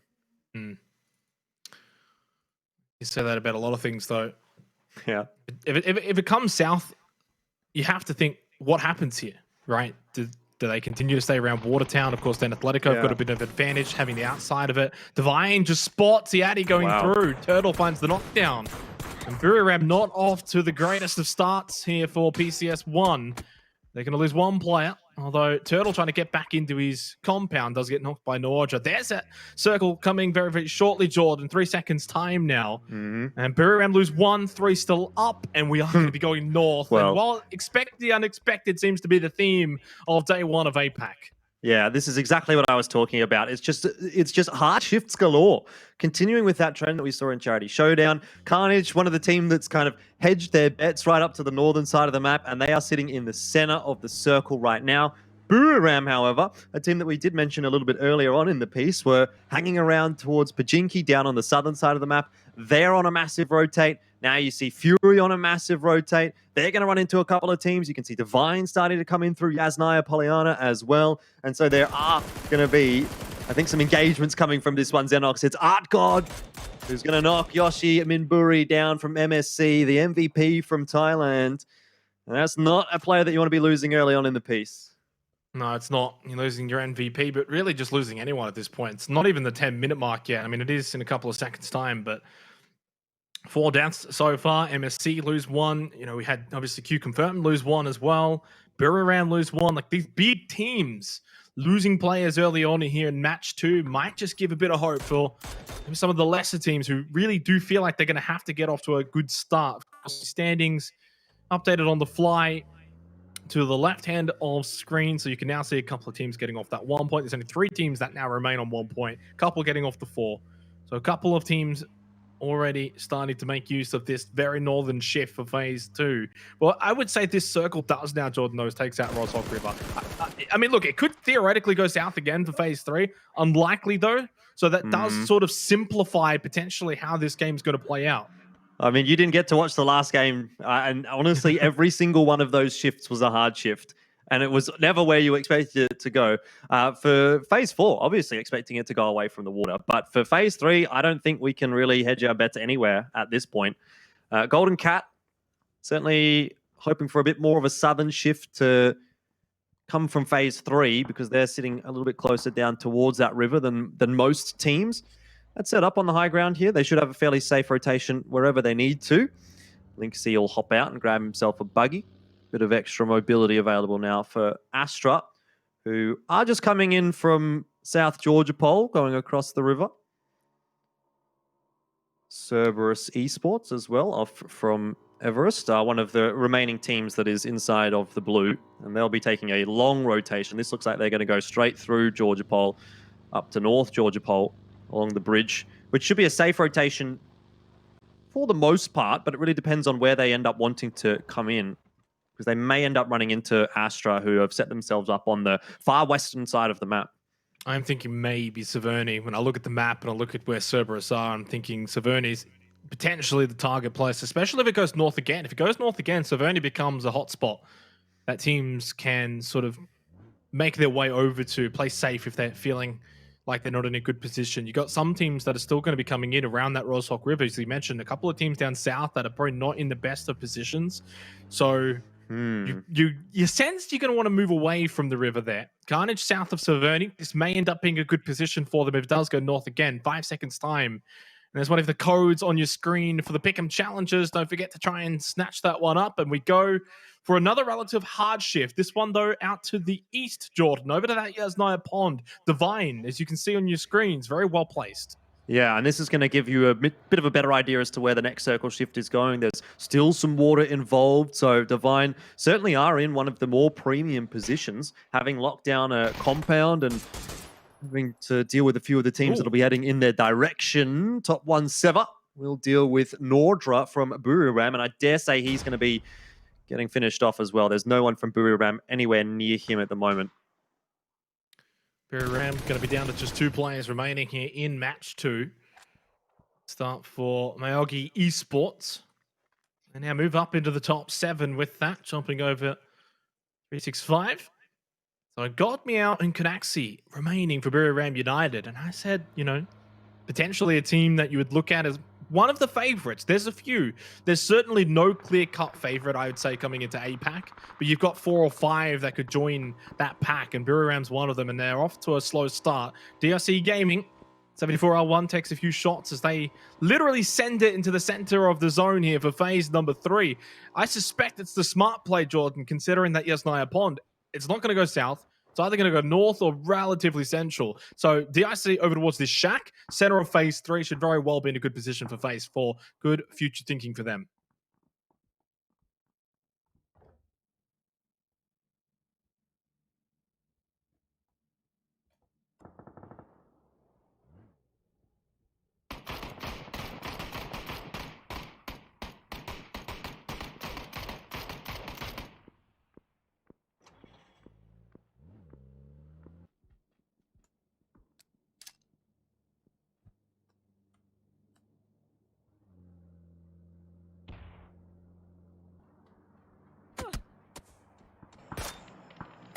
So, Waikikamuka, 1 kill so far for Fury Australia. They have got a decent position inside of this circle at the moment for the Oceanic team. Finished 10th place in the Charity Showdown up north, and there's not too many teams up north. Extreme and the rest of Astra around there as well, taking pot shots over towards Bahumat Gaming's Art God. QC on the move as well. 30 seconds until phase number 4, the ever important phase number 4 as well.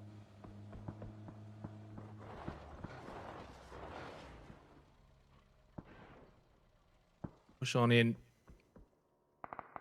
Gonna get another, I guess, unexpected hard shift, which are now becoming the expected hard shifts. Cerberus out to the west, taking an absolute beating as they push in. Q confirmed, able to pick up a couple of kills in that kill feed. Bryn even getting on the board for Carnage. We do get another hard shift, extremely hard shift out to the west, right on top of Carnage. Good start there for the Oceanic team. Cerberus continue to move just south of them, potentially moving on to B2. They can really capitalize on this as they start to just turn things around. Carnage. Oh boy, they pick up the kill. Cerberus is just down to 1. Su Bang. He does, with the barrel, at least get the man in front of him, but they do go out in last place. Bryn is knocked.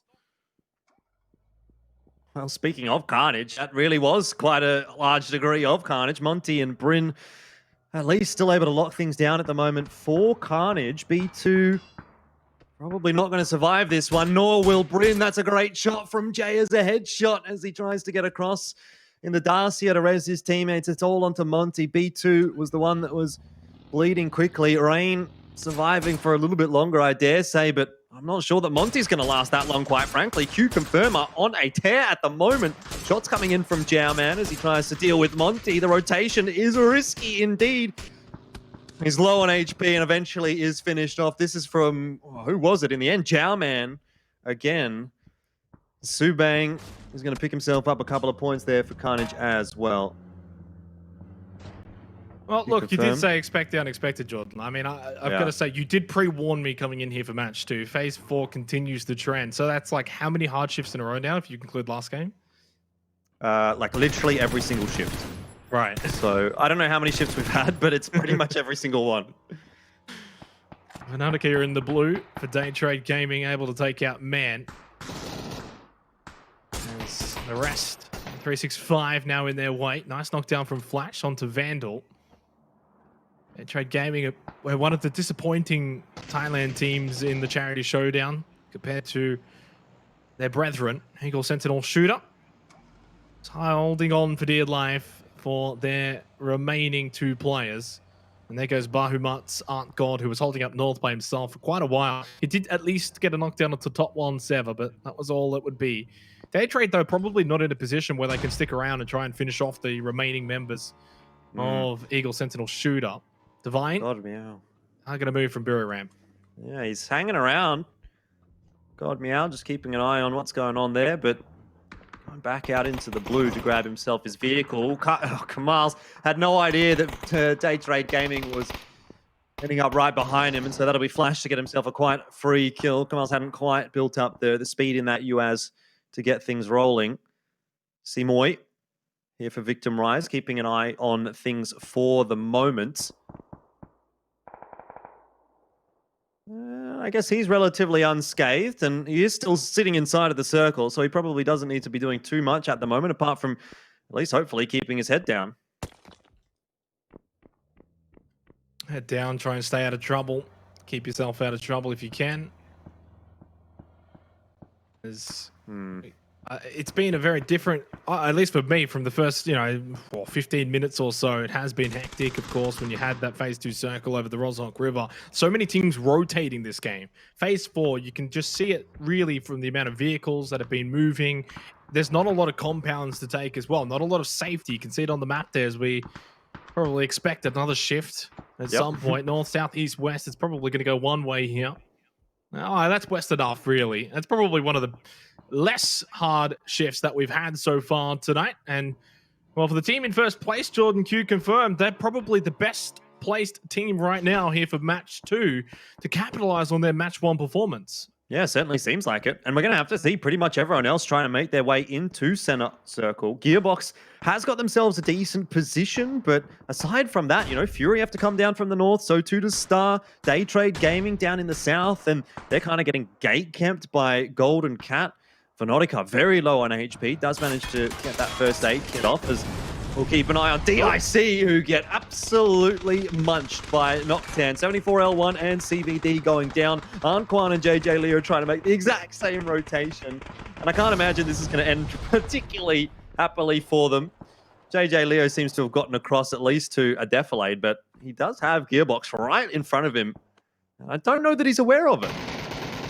Gearbox only 1 point up to this point. JJ Leo gets the initial knockdown onto John, but he has 3 more members still to contest with. Holds onto the tree for as long as possible. Half health. Molotov could be handy. Goes for his smoke instead.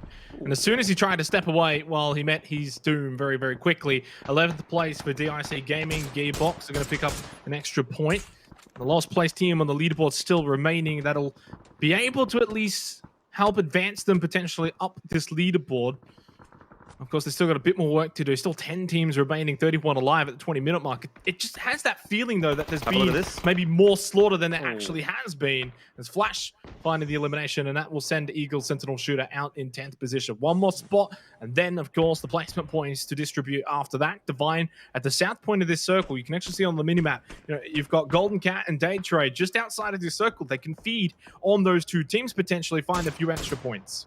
I dare say they can. Venotica right now from Day Trade trying to cause some problems, but Divine will knock him back on down. And Golden Cat are taking that opportunity to rotate in. They've heard the shots. God. They don't have a particularly solid-looking vehicle. I think that was 2 tires. In fact, no, just the one that's broken. And, well, they're actually done pretty okay. All 4 players in 1 car. You won't be too happy to see that, but they've managed to make it work for now. And if they can get these smokes up, if they can play the defilade, there is a little bit of a defilade to play with. They might be okay.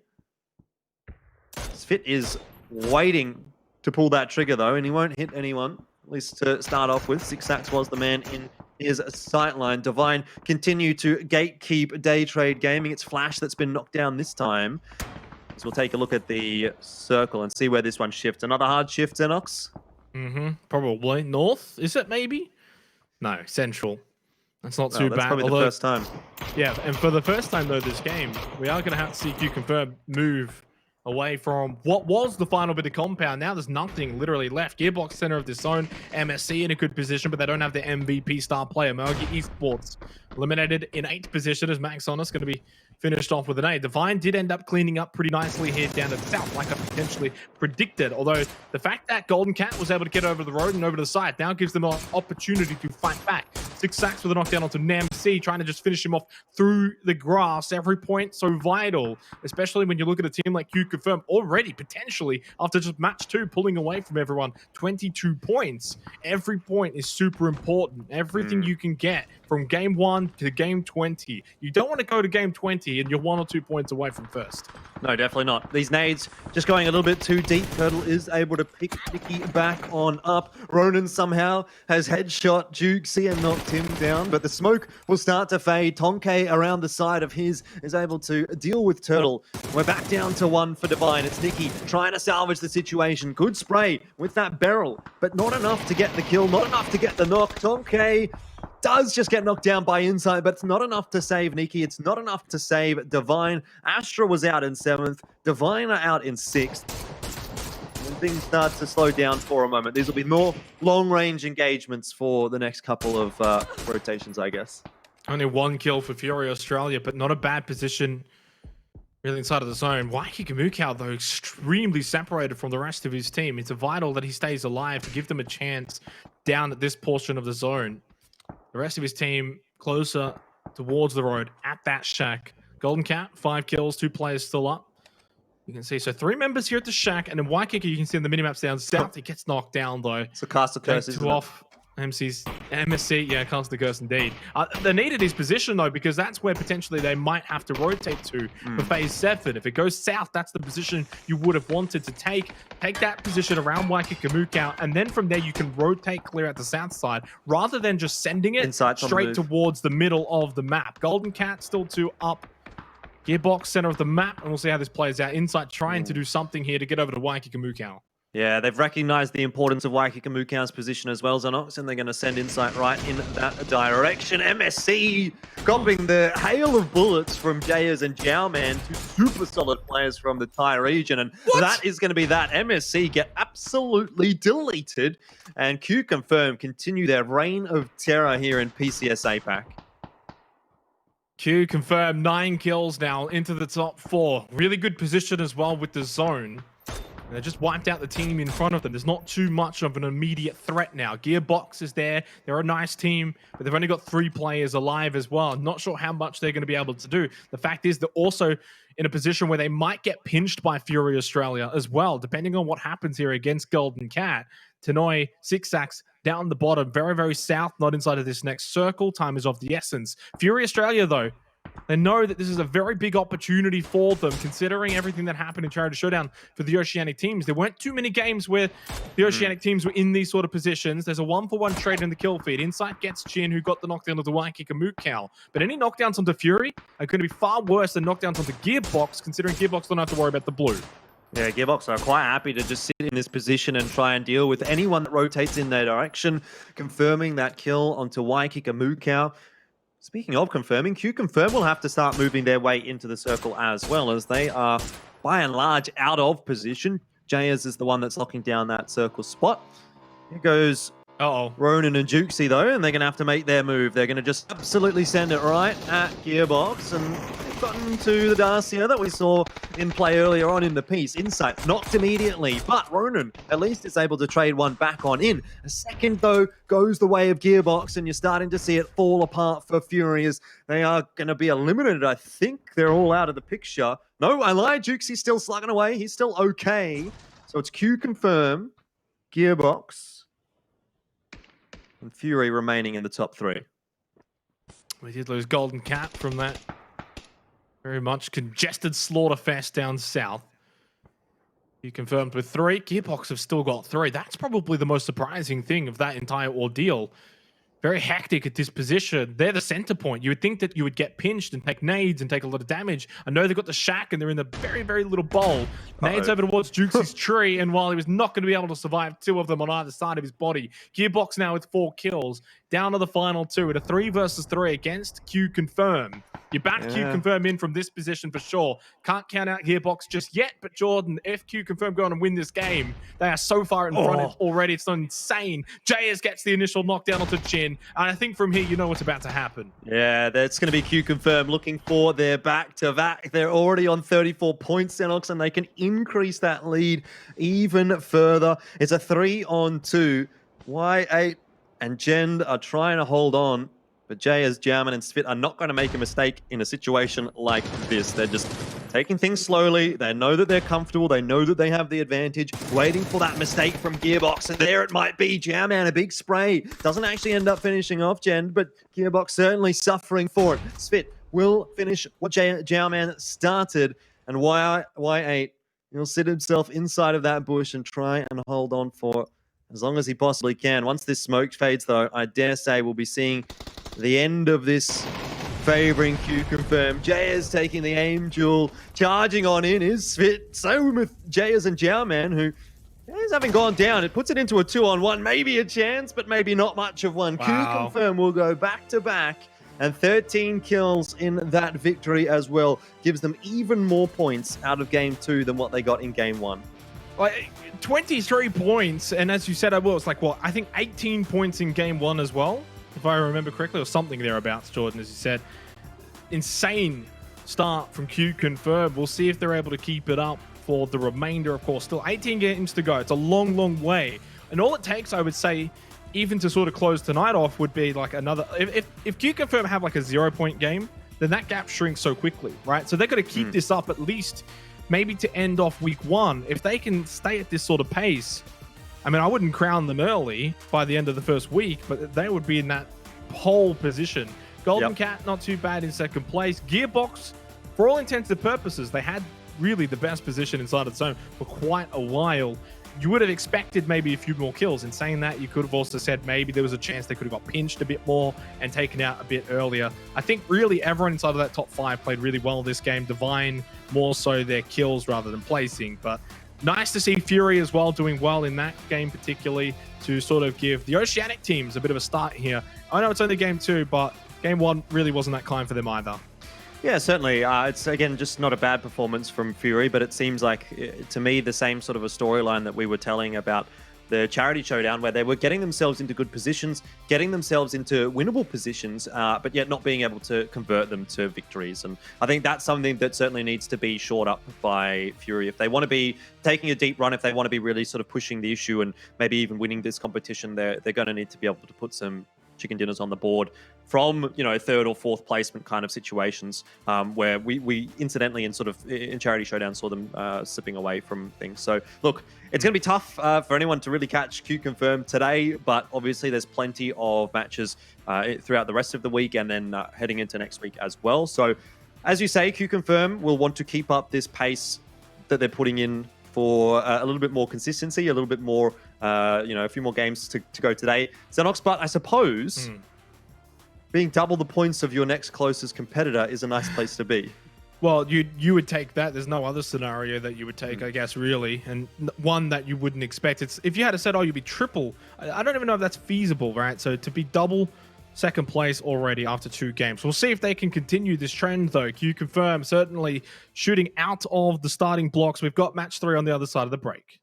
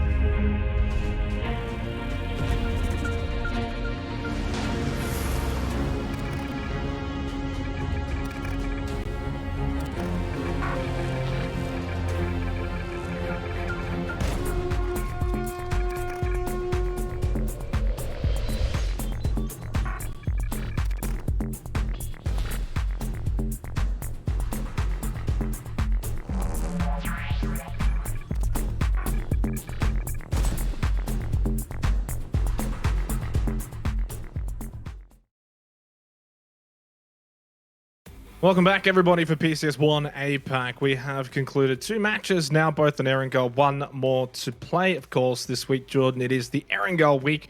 Next week will be also the Miramar week. So Erangel to follow here for match 3. Q confirmed, though, they have been the kings of the unexpected shifts so far over the first 2 games, taking them both out. They have a commanding lead in first place as we head into this 3rd game. If I do remember correctly, though, Q Confirm were a little bit better on Erangel in the Charity Showdown as well, so this is not altogether unexpected, Xenox. Of course, final game of Erangel today, as you do so dearly mention, and we head into Miramar after this. So, look, maybe it's important for Q Confirm to be putting these points on the board when they're, starting off well. They did that exact thing in Charity Showdown and weren't really able to capitalize and convert that into a whole tournament victory. But so far, it's going to be quite hard to catch them. They're at 41 points, 18 the next place behind them in Golden Cat, Fury on 16. So the top 3 certainly, in some aspects, aren't running away from the rest, but the top 1 definitely are. The top 1? Well, you're not wrong, really, are you? Right? So I can kind of see your point there. I think for me that the thing as well is if you actually have a look at the standings, so that's a bit shrunken at the moment as we get our circle, not a bad circle, kind of actually very similar to the last game, but just more over to the left side of the map, is that from second to like last, it's like extraordinary close. There's only 17-point gap. I know we've only played 2 games, but still you kind of get the idea. It's, as you said, the top 1, really, which is what it feels like right now, is just so far ahead of everyone else. So they've been soaking a lot of the points up. Everyone else is kind of just getting second bites at it, really, which is why Golden Cat in second place, 18 points so far behind. Fury into 3rd. You actually sort of just brought that up before we went into this game, off air, actually, indeed. That's a surprise to you because maybe game 1 wasn't that great. They didn't even really get that much in game 2. The thing is, like, what I've been seeing from Fury when I've been watching these PCS games, and again, to go back to a Charity Showdown as well, is that they're not, like, setting the world on fire, but they're certainly not sucking, if that makes sense. Like, they're almost always staying in the placement points. They're almost always up in the top 5, and they're almost always getting 5 to 6 frags on the board as well, and, like, kind of chugging along that kind of consistent points coming into their back pocket. But they're never being able to get those big games, the likes of the 13 kill win that we just saw Q Confirm getting. So I think if they can turn some of these sort of decent but not amazing games into a win, it doesn't even have to be a massive win. They can actually be a real threat on the scoreboard. Yeah, no, I agree. I mean, look, the fact is they're 3rd, right? So in essence, they're already a threat on the scoreboard. In saying that, again, we've kind of got to keep expectations in check since we've only played 2 games. And because of that, I say that, but we're in such a weird scenario, Jordan, because I say like it's only been 2 games, but like the lead that Q Confirm have already got makes it feel like it's been more games. Like, to me, it feels like there's more games that have been played than there has been. Yeah. Because you're not used to seeing, after just 2 games played, a lead of that stature. You're also not used to seeing a team on 41 points after 2 games. Normally, when we look at a good run in a tournament, it's maybe 8 to 9 points on average a game. Certainly 10 points, you'd be like doing phenomenally, right? If you get to 100 points after 10 games, you're pretty happy with that. But Q Confirm are sitting at like 20 points a game at the moment on average. It's just insane. So there's no way that they're going to keep up this level for the entire tournament. If they do, it's probably the best run any team has ever had in PUBG, to go 20 games and get 20 points a game. 400 points, I'm not thinking that's going to be too likely. So Q Confirm eventually are going to have to slow down somewhere or other. It's just going to be a question of which teams are going to pick up the points that are then not getting soaked up by Q Confirm. Is it going to be the likes of Golden Cat and Fury and Cerberus and MSC, who are still sort of sitting relatively close by? Or is it going to be someone down toward the bottom end of the scoreboard, and that's going to give us a little bit more of a discussion about the 2nd to 5th kind of range versus the 1st to 5th kind of range, if that makes sense? Yeah, someone like a Buriram United, you'd put sort of money on and say, I think they could soak up points along the way and get back into this currently 3rd last position. Zoidmate just holding an angle outside of Watertown. Does spot man running by as we move away from him. Hisaki just crossing this bridge over to Yoshi. Zoidmate did in fact get that knockdown onto man against the Eagle Sentinel Shooter, so that's a decent start there for Astra, who really probably need as much of a start as they can have. Minburi going to be pushed on, and the MVP of Thailand is not having a great start at all. No, and I'm not sure exactly how well he performed in game 1, but now in games 2 and 3, Jordan hasn't lasted longer than 5 minutes. I don't know that we've seen anything MVP worthy from him tonight. I'll just say that much for you, Xenox. I think for now, MSC, you know, they had that decent enough first game, but they didn't really manage to get anything done in the second game. Take a look at Sentinel Shooter, who right now are sitting in 12th place on the standings and I guess struggling a little bit, having lost a player. They continually seem to be getting into these early engagements against Astra, and this one certainly is favoring Astra at the moment. Shots going through from Zoidmate. He's done some pretty considerable damage to Vandal. It doesn't seem like he's going to be able to pick the kill up, but Sentinel Shooter are not feeling too happy about, I dare say, would you call this a contest? I mean, Astra are not dropping Rozhok. I've noticed that much, Xenox. They've been going more towards Watertown. So it's obviously a location that Astra hasn't in the past when they were Atletico been dropping, but I don't know if maybe this is just a shift in mentality and they don't want to go to Rozhok anymore. Yeah, I'm not sure exactly. I'd have to ask the team. Scrims obviously sort of dictate, I guess, where teams drop, but then once we get into the tournament, who knows? Like, for all intents and purposes, and I mean, this has been happening since game one tonight, that Astra maybe had Watertown free in scrims, and then game one, Eagle Sentinel Shooter decided, all right, now we're going to go Watertown because we didn't get where we wanted to go. Of course, remember, this is half of a new team compared to Charity Showdown, so there is a bit of an indecisive nature about them coming into PCS1 APAC. Astra, in a sense, have always been known to go Rozhok, if not Rozhok, at least Watertown. So they have this stability around this region. I don't know. It's intriguing. I think Astra have to fight this out though, and that's what they've been doing. Try and hold, and you can. The thing with Watertown is you can actually very easily just trap teams in there anyway. So really, kind of drop there and loot there at your own demise. If Astra gets some loot, they can really lock you in there. You could have just saved that by saying Astra, and probably no one would have even noticed. Probably. I've got out of the habit though. Look, it's been like it's actually been like 3 years of an Atletico team being at the top in the Oceanic region. It's going to take some time, Jordan. Yeah, I certainly sympathize with that. I've seen it happen, and it happens to me all the time with other titles as well, when one of the best teams changes org.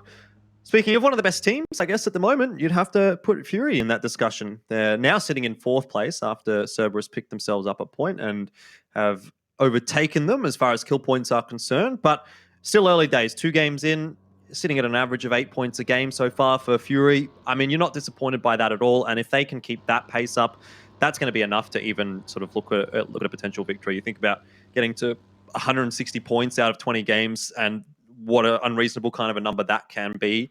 I think you're probably going to see things slow down a little bit more so there, but they've certainly started off nicely.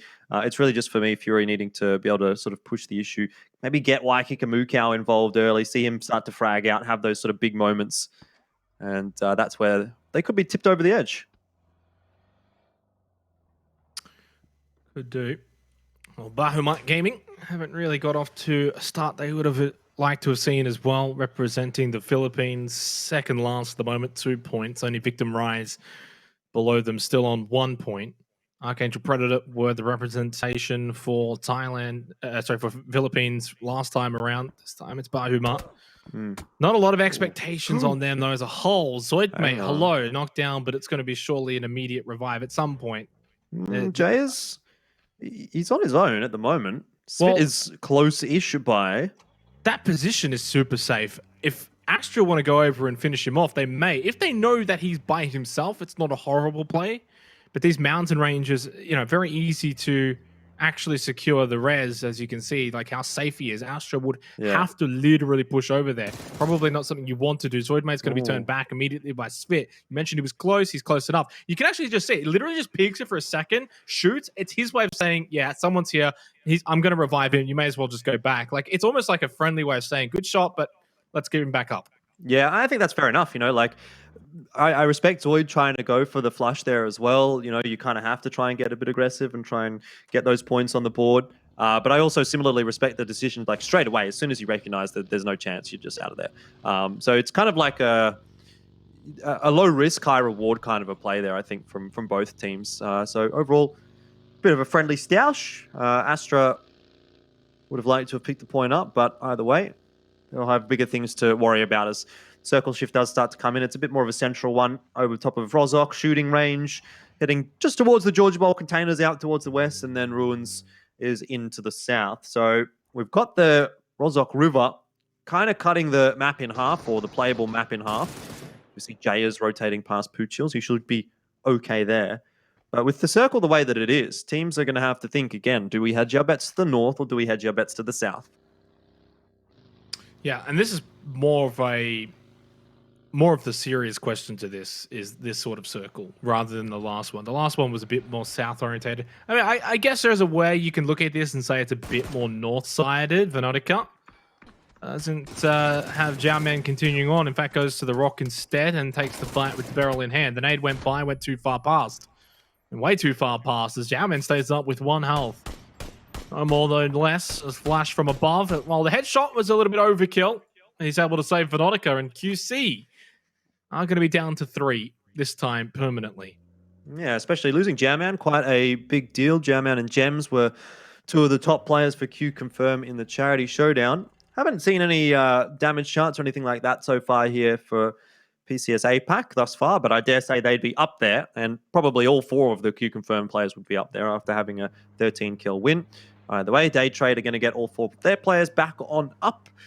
Nordra here from Buriram is being sent forward as the scout. So he's having a look past school up toward the Rozhok Hill.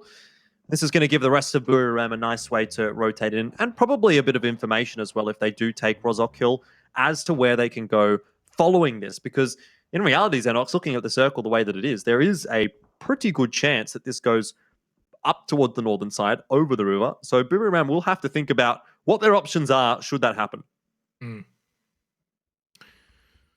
So 45 seconds, though, until phase 3. Thus far, this has been one of the quieter games. In fact, probably the quietest match we've had so far tonight, heading into match 3. Flash. Waikikimukau. Yep, very close and a very above position against Waikikimukau. Venotica down below, and, well, I don't think Waikikimukau realized what he was heading into there. Day Trade holding Everest with this sort of circle. I think Fury would not have been expecting a team to be here, because typically, really, as teams and as players, you want to go for center. You want to try and get the best positions. In the end here, Day Trader just kind of anchoring at the edge of the circle as far as they could, away from the action. In saying that, of course, kind of hedging their bets a bit still because of this sort of circle, which we're about to now see where we go. And that doesn't really give us too much of an answer. Although I will say it gives us an answer for phase 4. North is where we will go. Mahogany Esports in a good spot. So is Gearbox. Victim Rise, not too bad as well. Just north of Rollshawk. Eagle Sentinel Shooter. Probably need to cross that bridge as soon as possible. MSC, not too bad of a position either. Everyone else, though, that I didn't name, probably are not too happy with that circle. Q Confirm one of them. Yeah, that's a really rough circle. In fact, this reminds me of the second last game of the Charity Showdown, which was the one that Division X Gaming really ran away in, because they were more or less in the position actually that Gearbox is at the moment. We'll see whether or not we follow that same trend, but if it does, that circle is going to go right on top of those sugar cubes that Gearbox is holding down, and everyone else be damned if they're down on that southern side of the river. They are not going to have a good game here at all. So you need to get across early. VTR with some demolition derby. Chibarit has knocked himself out with the vehicle. Running around the corner is going to be Genfoss, who goes down as well. Maugi are going to be picking up so many points out of this. And I don't know what VTR are going to be thinking about what they've just done, but they are certainly going to regret it. I don't know what that was. That was quite amateur hour from Victim Rise, and only one player remains now. Sent it straight into Mahogany Esports. They knew that was a compound that was already occupied as well. I mean, I know that some of these APAC teams, Jordan, do like to breach early, phases 2, phases 3. But that's probably not one way to do it, where you're literally just going directly line of sight and you're giving free reign. I mean, I know Shibaret looked like it knocked himself, but he took a lot of damage prior to that. Buriram make their way across just below Golden Cat. 6 sacks on the move along with Maxonus behind him, so Golden Cat aren't going to hold this position. Got to be careful though, considering Buriram's position, to not lose someone here. Those shots, you wonder, 6 sacks has got out of his Dacia. Are they going to want to see if they can pinch Buriram from either side here? I dare say they are. God, Meow goes down early. Maxon is getting that, and Canaxi is kind of being left high and dry now. He's the only one on the northern side of this bridge. As soon as Golden Cat spot him out, he's going to be in trouble. But that is a nice few shots coming through from the SKS. You hear the click, click, click. He's run out of ammo. Grenades headed in his direction now as well. And the barrel has to get pulled out, but Canaxi can't do too much. Does get himself a grenade knock onto Tinoy, so he's kind of like a one-man army at the moment for Buriram. There's no one here that can actually help him out. Rotations are coming in. Great shots from Edie to keep his teammate covered as he crosses the river. That was Nordra. And all of a sudden, it shifts back in the favor of Buriram. Tonkay will have to try and get the res. Edie, Nordra, still alive for Buriram United. I know it's very early days, but a lot of hope for their chances of being able to compete potentially on the line here already early on in match 3. They've gotten off to a very sluggish and slow start. North Circle for phase 4. No surprise there, of course. Gearbox, well, they had a 2-2 split, may just want to group up now as well if they want to. Margi Esports can continue to hold that compound up north, as Q confirmed, and Cerberus, I believe. Or it might have been Golden Cat. Never mind, it is, in fact, Q confirmed. It's hard. From that screen, it's hard. The QC and the GC is very difficult to see, but it's fine. We get there. JS is going to go down. And, well, Q confirmed out in last place. It's either everything or nothing for them so far after the first 3 matches. Astra have got Eagle Sentinel Shooter still to deal with. Actually, still all the way back at Watertown. It's like nothing's really happened over the last 16 minutes for them. They've just sent them packing. Nordra got 2 members of Golden Cat as well, so I think they've been eliminated. No, have they? I don't know. It's all happening now in the last couple of seconds, Jordan. Yeah, it's all just coming together at one point in time. Extreme is going to try and cross the bridge. He copped a few bullets from Ronan here for Fury. Insanity at the moment early on in game number 3 of PCS APAC. And Q confirm. Once you see all 4 of those players go out on the kill feed, I think that pricks a few ears up. People like Cerberus Esports are thinking, great, now's our chance to catch back up. Nice spray. MSC find themselves a couple of knocks. It's Yanku and Rosita Jr. who have been able to pick up those 2. Flash and Meiti down. Day Trade have only 2 players remaining. Venotica's headed directly at Carnage, and you all know how that's going to work out. He does get knocked by the zone, but it's going to be okay. B2 pick the points up for it. So Carnage are on the board here for game 3. They've been having a bit of a difficult run so far. 7 points down there in 12th. But all's well that ends well for them. And we turn our attention back to Zoid, mate, who is spotting my boy from BG, the Philippines team. And this could be a very ill-advised rotation if BG tried to go over that bridge. They've got no choice, though. They've got no choice in the matter. They've got a minute and a half. They've got to get over there before phase 5 begins. They'll be inside of the blue. They don't realize that Astra are camping this bridge location. As you mentioned, Bahumat have been waiting for a very, very long time here. Astra have been patient. In fact, we saw Zoid's point of view. He had the shot if he wanted to. Linksy now with the spray. You got to land these. You've bided your time. Linksy finds a double on the Mr. Chan, and Shinwar Ju as Extreme should get the last one. Oh, he just jumps out of the way like a movie star. Switches over the SKS, but now he's taking shots from Ronan, trying to just still get that Flaming Darcia to get some explosion to happen. In the end, it does explode. The Victim Rise is the ones who are going to receive the points because of it. Extreme knocked down and now finished off as well by Samoy. That is absolute insanity. Again, you're always going to see it with a circle like this. When teams are trying to get across the river, when they have to do stuff like this. I mean, look at what Argod is trying to do right now. He's just absolutely booking it, trying to get into the river, and he does. But where do you really go from here? Let's be honest. Buriram are on the northern side of the coast. So is Fury. Carnage and Cerberus are getting into an engagement out toward the west, but they have to be aware of MSC quite close by as well. And in 20 seconds, the circle is shifting in 2. So there is going to be quite a lot of engagements happening over the course of the next 2 or 3 minutes. And it's going to be quite a crazy game here. I think we're going to be losing a lot of players early on in the piece this time. Yeah, I think we're going to have I always say it might be an early finish, but then things do slow down around phases 7, 8. For instance, Victim Riot's eliminated in 12th position. It's going to be a struggle for a lot of teams to pick up placement points in this sort of game. As you can see on your screens, every team besides Gearbox and Margi Esports are on the edge of the circle, outside of the circle. The blue not far away, and it is going to start moving in 30 seconds as well. Cerberus Esports, 5 kills. Haisaki has been the MVP for them in this particular game, and they got eyes on MSC. Thinks he goes down to the blue. Not sure exactly what happened to cause that. I think he maybe is stuck on the little island. I think they're giving the points up, yeah. Yeah, potentially. Maybe just trying to find some frags inside of the blue as they eventually die and as they sort of make their way out of the game. Astra have really tried to make the best of a strange situation. We were talking about it at the very beginning of the game with the Watertown, Rozhok, strange plays. Carnage, 2 kills. Runye still alive. Actually, I don't know if he wants to go by Rain or Runye in this game, considering the change back over to Rain. He swaps and chooses how he pleases. MSC still with 3 alive, but their MVP hasn't been by their side at all tonight, really, as there goes Astra in 10th. Yeah, Nikus was also stuck down there with Linksy on the island, so he was giving those points up to the blue as well, just firing a few shots at Buriram, which may inevitably end up helping out Fury Australia. You can see Jukesy right now, proned, ready, and waiting for Buriram.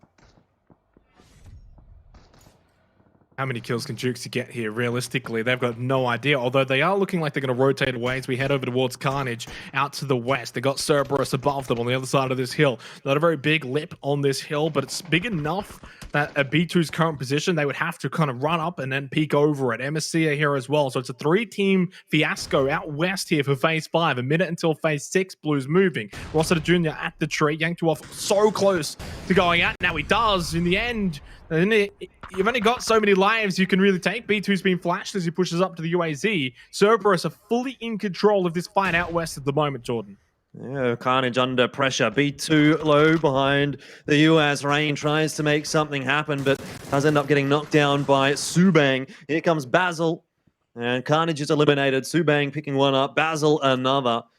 9th place, so Carnage not quite able to get into the placement points, but this opens the door for everyone else, as MSC are eliminated in 8th. That's also by Cerberus Esports. Juicy is still proning. God Meow has died to the explosion of the vehicle. That's courtesy of Ronan.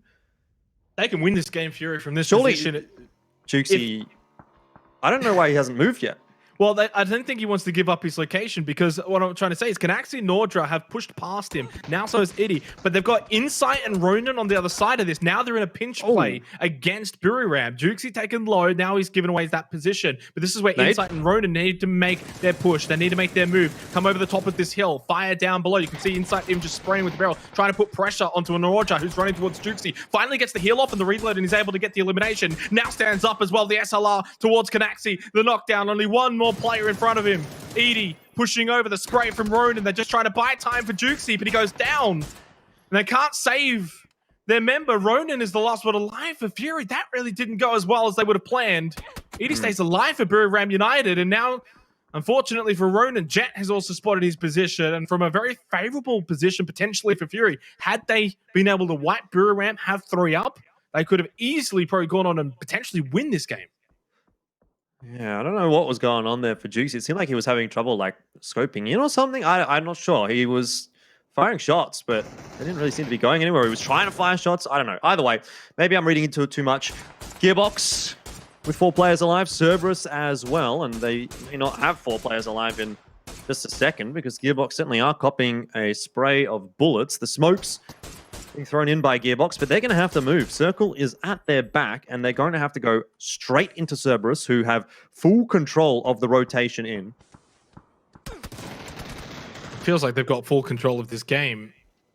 Gearbox will get some last few kills here. I've got to say, in terms of recipients of the zone luck so far tonight over the first 3 matches, Gearbox is definitely up there. Looking back on the match 2, where they were, in that shack for so long as well, and now here for match number 3 all the way down to Phase 6. Only now they have to move. Only now they're getting sort of pressured and cornered by Cerberus, who I've got to say probably at this point they're going to run away and take this game and put pressure onto QC by the end of this. Of course, still a lot of time to play out here. 5 teams remain as Divine's going to be eliminated by Ronan. Jet's knocked down, and Jun's the last one alive now for Gearbox. 4 kills, top 5. Not a bad effort for Gearbox. When you do consider the fact that they've been in that compound for so long, Jordan, maybe would have expected more from them, as Gakon is going to get the elimination, and Mahogi Esports are now into the final 4 with 6 kills themselves. And really, if you look at the leaderboard to the left, of the 4 teams remaining, 3 of them are in the top 4 behind QC. So QC are going to have some pressure back on them already after that amazing match 2 and match 1. Yeah, particularly if Fury and Cerberus go a little bit later in this game. Cerberus being the closest competitor, and they're the one that probably looks like they might win this game based on the circle right now. Shift does go on top of Ronan, so Fury, I don't know, might be able to salvage a second place here, although Ronan is certainly under a great deal of pressure right now, and he's got a crossfire from Mahogany to deal with, and he's not going to last too long. So I thought maybe there was a chance there for Ronan, but he didn't quite get to the trees in time, and Cerberus now are certainly looking like they might sweep away with this one, take quite a few more of these kills. I'm not sure it'll be enough to catch Q Confirm, but it will be enough to get them, once again, within striking distance. A little bit of work to do, but Cerberus in the driver's seat right now for this game. Not going to count out Mogi Esports from this either. Taking out that third place is probably a good start for them. 14 kills now for Cerberus. This has just been an insane performance from them here for match 3, heading into Miramar after this. Basil spots Gakon as well. Jet still alive, who's kind of the star player for Maoki Esports. Don't want to count him out yet, but considering his current position, his current predicament, it's not going to be easy for him up against Cerberus, who really have just sort of been cleaning up everyone in this game. They started it out when they were out west in that sort of 3-team fiasco, and since then, really, they've just been moving along, going from fight to fight, which is why they've got obviously 14 kills. Eddie's still alive, and he does now die, but he took Haisaki with him. So 3 versus 2. Not impossible for Mogi Esports, Jordan. Not impossible, but it's a little difficult, I dare say. Cerberus have been performing pretty well so far in this map. And so far today, not too bad either. Subang, Smell, and Basil, second place in that first game they were able to get. It looks like it might be their first place here in game number 3, but we'll see what Jet and Gakon can do. Gakon going on a very wide flank. Jet as well, to be fair, just in the other direction. So they're sort of trying to play this split and pick gameplay. See if they can find someone, find an angle, turn it into a 2-on-2. It does feel like the Cerberus have deserved the win here in this match 3. Performance-wise, they've been outstanding. And you questioned whether or not it would be enough to put them above Q Confirm. Right now, it's seeming like it would be. 2 kills plus the extra 4 points. Well, it depends if they've added the 6 at least as a minimum for second place or not. But basically, I would say they win this, they're probably going to be in first after 3 matches, which is surprising considering the start that Q Confirmed had. 15 kills, though, and potentially 17 still, and a possibility for Cerberus is an amazing game. I guess given the fact that Cerberus took second place in game 1, they got a few points. They got 4 points out of game 2, even despite the fact that they finished in 16th. Overall, they still kind of came into this within striking distance of Q Confirm, who didn't get a single point out of this game. So there's always that to think about. But it's not necessarily a foregone conclusion just yet. Augie Esports still hanging in the discussion. They've not got an awful circle position right now. Bit of defilade to play with, but they're going to have to try and deal with this big crossfire that Cerberus have set up. I like the way that Cerberus are controlling the circle at the moment. The only way that this goes poorly for them is if they lose an individual, you know, someone gets picked off and it turns into a 2-on-2. So far, it's all pretty comfortable for Cerberus.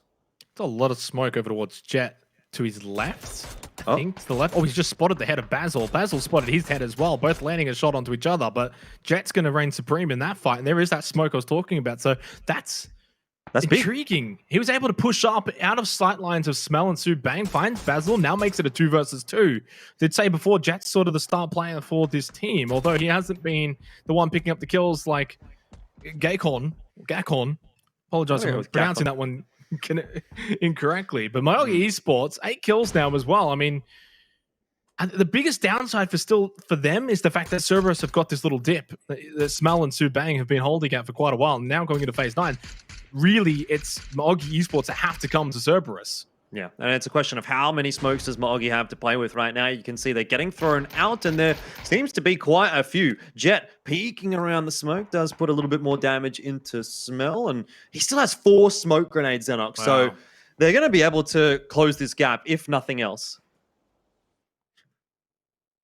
Definitely close the gap in terms of positioning, get over towards Subang, Smell, make it a close range engagement. But I mean, really, once you make it an even playing field, such as it is now, 2 versus 2, anything can happen. Despite that little gap, that's that little ridge that Subang and Smell have got. I mean, that's not really that special. I'd rather have like a tree, for instance, or a rock rather than that. Depending on how many smokes Cerberus have got as well, Maogi Esports can manipulate the battlefield that's to come here in the last minute 40 seconds more so than Cerberus. That then gives an advantage over to Maogi Esports, although they are down to only 2 smokes remaining. Not sure how many Subang and Smell have got. Well, that's almost a pretty good grenade. Subang does just back away from it and only cops about 20 damage. Still surviving for the moment. Big spray from Jet, but again, there's no smokes at all for Cerberus. Just not enough to get the kill. Subang survives. There's a few Molotovs available on the Cerberus side of things, but as you mentioned, no smokes. I think Maogi might have run out of smokes now as well. I wonder if Jet can get to that tree. Molotovs are going to get thrown in now by Cerberus, though, and sooner or later we're going to have to see both teams make their moves. Mollies are keeping Maogi at bay. They're out in no man's land. Good spray from Smell. Gakon goes down, and it's on to Jet. He hides in the smoke, but that won't be lasting too long at all. And the spray comes through from Subang as well. I don't know whether he spotted him or just spammed through the smoke. Either way, a 17-kill win for Cerberus, Enox. And so far, we're going from good to better to best. In game 1, 2, and 3, it was an 8-kill win for Q Confirmed to start the day, and then a 13. And now we've got a 17-kill win from Cerberus. That is absolutely massive. Yeah, 18, 23, now 27 points here for match 3. Cerberus, as you said, really the best so far in terms of an individual performance. That'll put them in first place as well and overtaking Q Confirmed. And look, you know, nothing was a foregone conclusion. Not after 2 games and certainly not after 3 games. But now there's a bit more of a pack. You said top 1. Jordan after game 2, but now there's probably like a top 3 at the very least, including Maogi Esports. Brewery Ram United, who really struggled through that game. They had a lot of pressure on them throughout pretty much the entire game. Were able to pick up 11 points. That gets them off the bottom, out of the bottom 3, I think maybe even at one point in the bottom 2. A team that holds themselves in high regard and has got a lot of really good past performances. And then Fury, could have they got more from that? They maybe should have actually wiped out Brewery Ram United, in fact. So the teams that we're expecting to kind of do well are continuing to do well, or if they started slow, now picking things up. Yeah, I think for me, across the board, that's a nice game to just close the gap a little bit towards the top end of things. Obviously, we talked about Cerberus and Q Confirm being relatively close by. I think Cerberus does overtake Q Confirm with those points on the board. But for the rest of things, I mean, Fury still in there having a bit of a discussion for themselves. 4th place at the moment, 24 points on the board. You can see this is the total leaderboard after our first 3 games. A couple of chicken dinners there for Q Confirm and one for Cerberus Esports. But right now, obviously, it's Cerberus and Q Confirm that are leading the pack, and then there's a bit of a chase coming through from Maogi, Fury. You can go all the way down, I think, maybe even to MSC, Booram, to be fair, are sort of Astra still doing pretty well. And yeah, Astra, I guess at the moment, probably haven't had one of those really solid games, but you're starting to see a lot of kills coming out for them. So sooner or later, we'll expect them to do pretty well. And I think from Astra's position is where it starts to drop off a little bit. We haven't really seen too much from anyone below Astra. Day Trade, certainly not a high expectation for them based on what they did in the charity tournament. And DIC the same, you know, so there's, I guess for me, I'd be looking at the top 10 right now as the ones that are looking quite competitive. I know we've only played 3 games, but 5 teams, Jordan, have yet to register a placement point. Day Trade, Carnage, Eagles, Sentinel Shooter, Victim Rise, and Bahamut Gaming. That's a trend, and that's a bad trend. They've got to hope that now going into the last 2 games of the night on Miramar, they can turn that around, find some placement points. Because if you're not getting placement points, you're not surviving. And even though some of those teams are picking up some kills, like 7 kills for Carnage, 9 kills for Day Trade, they kind of shoot themselves in the foot. If you're not staying alive, you're not going to be able to rack up, say, 21 kills, 26 kills, like Q Confirm and Cerberus, for instance. And I think you're right. You know, Astra, for me, is kind of that cutoff point right now, that top 10.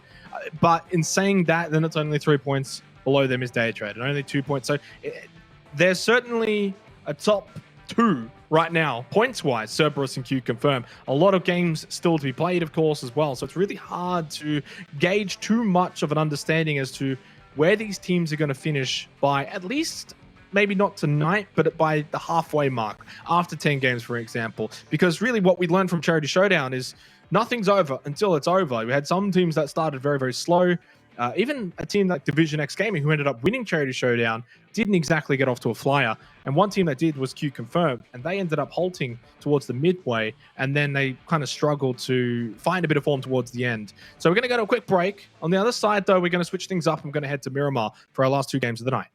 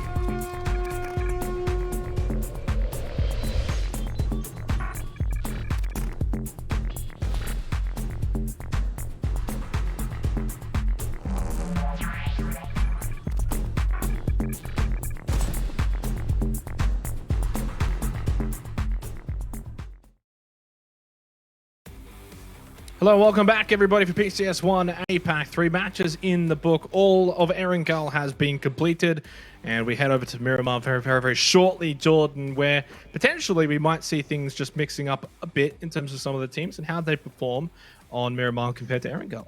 Yeah, I mean, well, things kind of mixed up in game number 3. Obviously, Q confirmed not being able to go back to back to back. Bit of a tough ask, to be fair. Taking a quick look at the top 5 kills from today, or the player with the top 5 kills, or whatever. You know what you're looking at. It's Asaki, 12 kills on the board. He's doing well for himself. Not too much of a surprise, given that Cerberus are at the top end of things. What is interesting is that Levi's from Divine is in 2nd place. Would have expected to probably see a couple more players from Cerberus, a couple more players from Q Confirm, but I guess maybe they're sharing the load a little bit more so than some of the teams that are lagging behind a little bit, where Levi's may be leading from the front and the rest aren't quite being able to pick up the same amount of kills. Looking at the top damage, it's Heisaki again, which is not too much of a surprise, I guess. Being top kills does tend to lead you towards top damage as well. Jukesy in 2nd place is pretty cool though, Xenox, where haven't really seen too much, I guess, from Fury as far as the kills are concerned, but it seems like they're a kind of team that always puts a lot of damage in and doesn't seem to be able to put the kills across, because we saw this exact same thing in the Charity Showdown as well. Yeah, exactly. Jukesy's looking pretty good for himself there as well. Love the helmet for the pick. He's looking clean with the tie.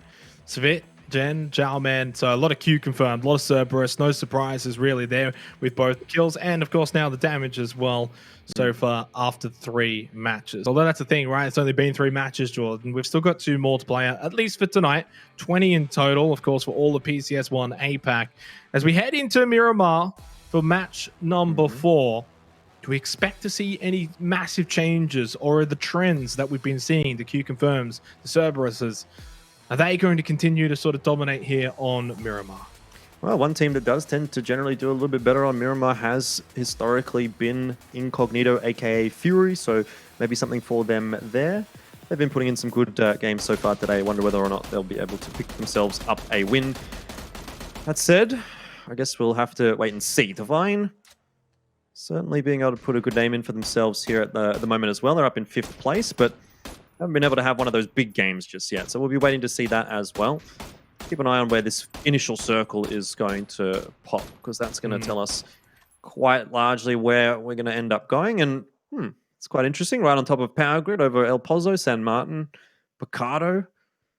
Looks like Astra have managed to at least get Picardo, Xenox. If they're not getting Rozok, they're getting Picardo at least, so they get half of their normal drops. It's something. You kind of take that really, and that's the other thing as well. Going over to Miramar, the drop locations are going to change. Maybe a team who doesn't quite get their drop on Erangel has a few games where, either takes some figuring out or trying to contest it, but then we switch over to Miramar and they've got their drop. And I do find that's usually the case, not always, and not for every team, not for everyone, but Miramar, there are seemingly more drops that are available for the taking, that teams can drop down and get what they want. If they don't get this drop, okay, that's fine. We go over here, it's fine. Whereas Erangel is a bit more iffy. It feels like there's not as many, and you can really have a few contests, and it's not too surprising.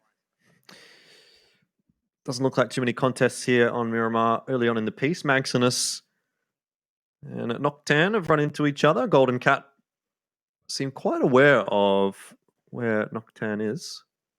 Tinoy and Tonkei are also hanging around here, so it's actually a 3-on-1 at the moment. Nocturne might not be feeling too happy here for Mulga Esports.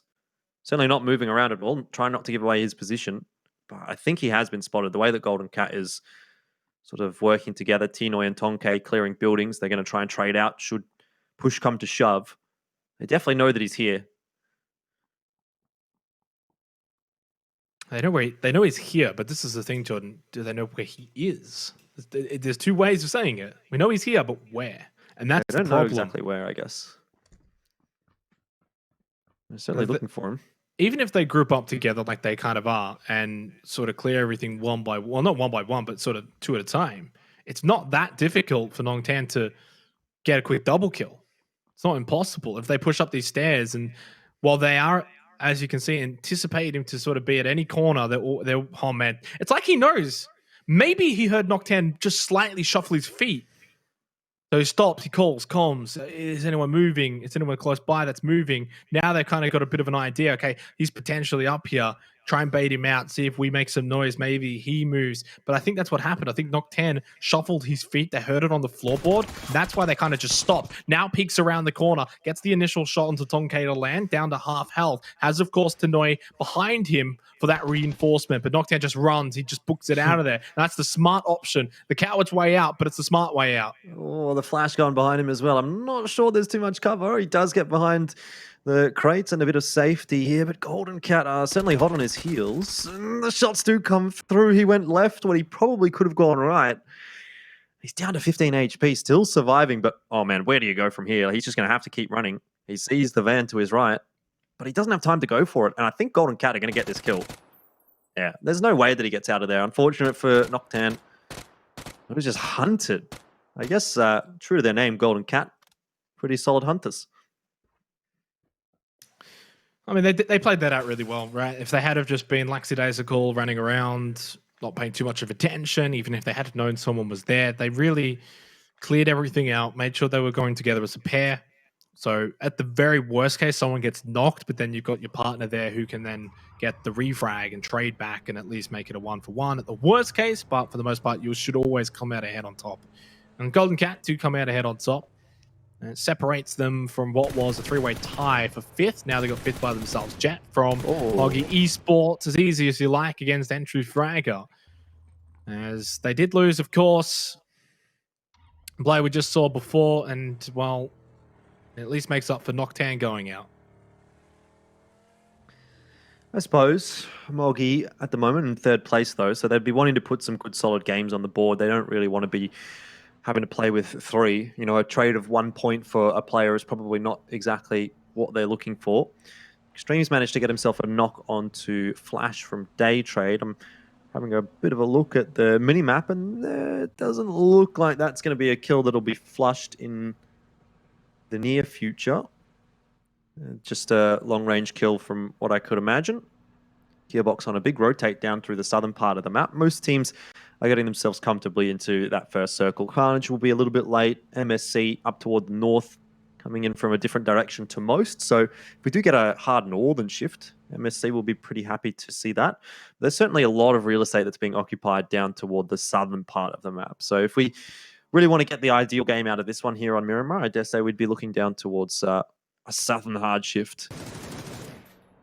Get a reminder for those maybe not aware, PCS_map on Twitch for the full stream of just the map. 2 minutes and 15 seconds until the end of phase 1. DIC Gaming, well, pretty much in the middle of the pack, down the bottom though. It's not been the start they would have liked so far, but heading over to Miramar, things may look up for them. Finds a knock onto Niku's. But such is the way of Miramar. It's very difficult to convert knocks into kills. And also, of course, they're running across the street, like we saw earlier with Nocturne. Bahamut Gaming struggling last place. And, well, I got to say, things have not looked up for them so far. They're another one, Jordan, that needs to come over to Miramar and hope their fortunes change. Yeah, certainly. Someone that we kind of expected to perform when, for example, what Archangel Predator was able to do in the charity showdown. And I think they took 3rd place, if I'm remembering correctly. You know, a good solid showing for the Philippines region from their only team in the competition. But so far, Bahamut is not being able to live up to that hype. 15th place, 14th place, and 11th place. So they're yet to even make it into the placement points, Xenox, and their 3 points are coming from kills, which is not ideal at all.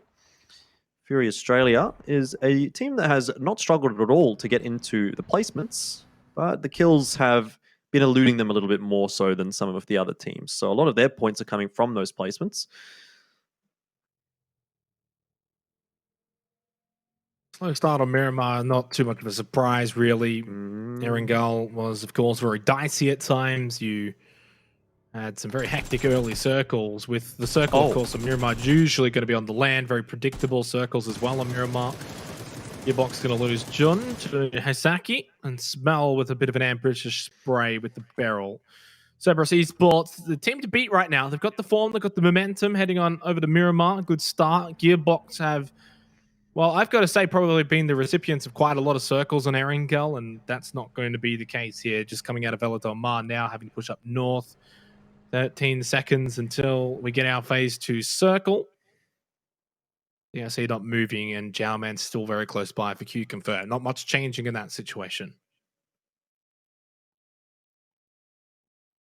Next circle will go central. That means all those teams that were grouped up down towards La Cabrera, down towards Chumacera, are going to have to move up towards the northern side of the map. Picado's still in the mix, so Astra won't have to move too much. They've got Fury close by. Big spray from Jowman, but he won't be able to get the knock onto those DIC players that are rotating on the motorbike. Oh man, this has been a rough game for Monkey Esports so far. Now they lose Gakon as well. Only, 2 players remaining for them after what was a pretty decent match 3 on Erangel. It's got them into the top 3. Coming over to Miramar has been less than ideal for now, but at least Golden Cat are going to get Tonkei back up, so they don't lose anyone for that either. In the end, that works out well for them. Unfortunately, this might not work out well for B2, surely. Genforce, Samoy from Victim Rise. Both unsuccessful? Never mind, that is successful. Blow up equals kill equals happy face. Well, not if you're B2. He was picking up a bit of pace going down that hill. Honestly, I thought he might be able to get out of there, even despite losing the wheels. Not the case, though. Monty will be rotating past VTR as well. Are they just like camping Carnage coming out of Chumacera or something? Why? This is bizarre. I guess they might have had an idea that Carnage was still in Chumacera, and well, I don't know that this is going to end well for Monty at all. Shots are coming through. He's gotten himself into the safety of the town, but continues on forward. Has to go up the hill, and this is where it becomes problematic because you lose momentum, and he jumps out of the vehicle a little bit too early, expecting it probably to blow up. All that happens is he knocks himself out, and that's an easy kill for Genforce to pick up. So VTR happy. They've picked up 2 points. Going to need a lot more of those Enox to get themselves off the bottom of the scoreboard.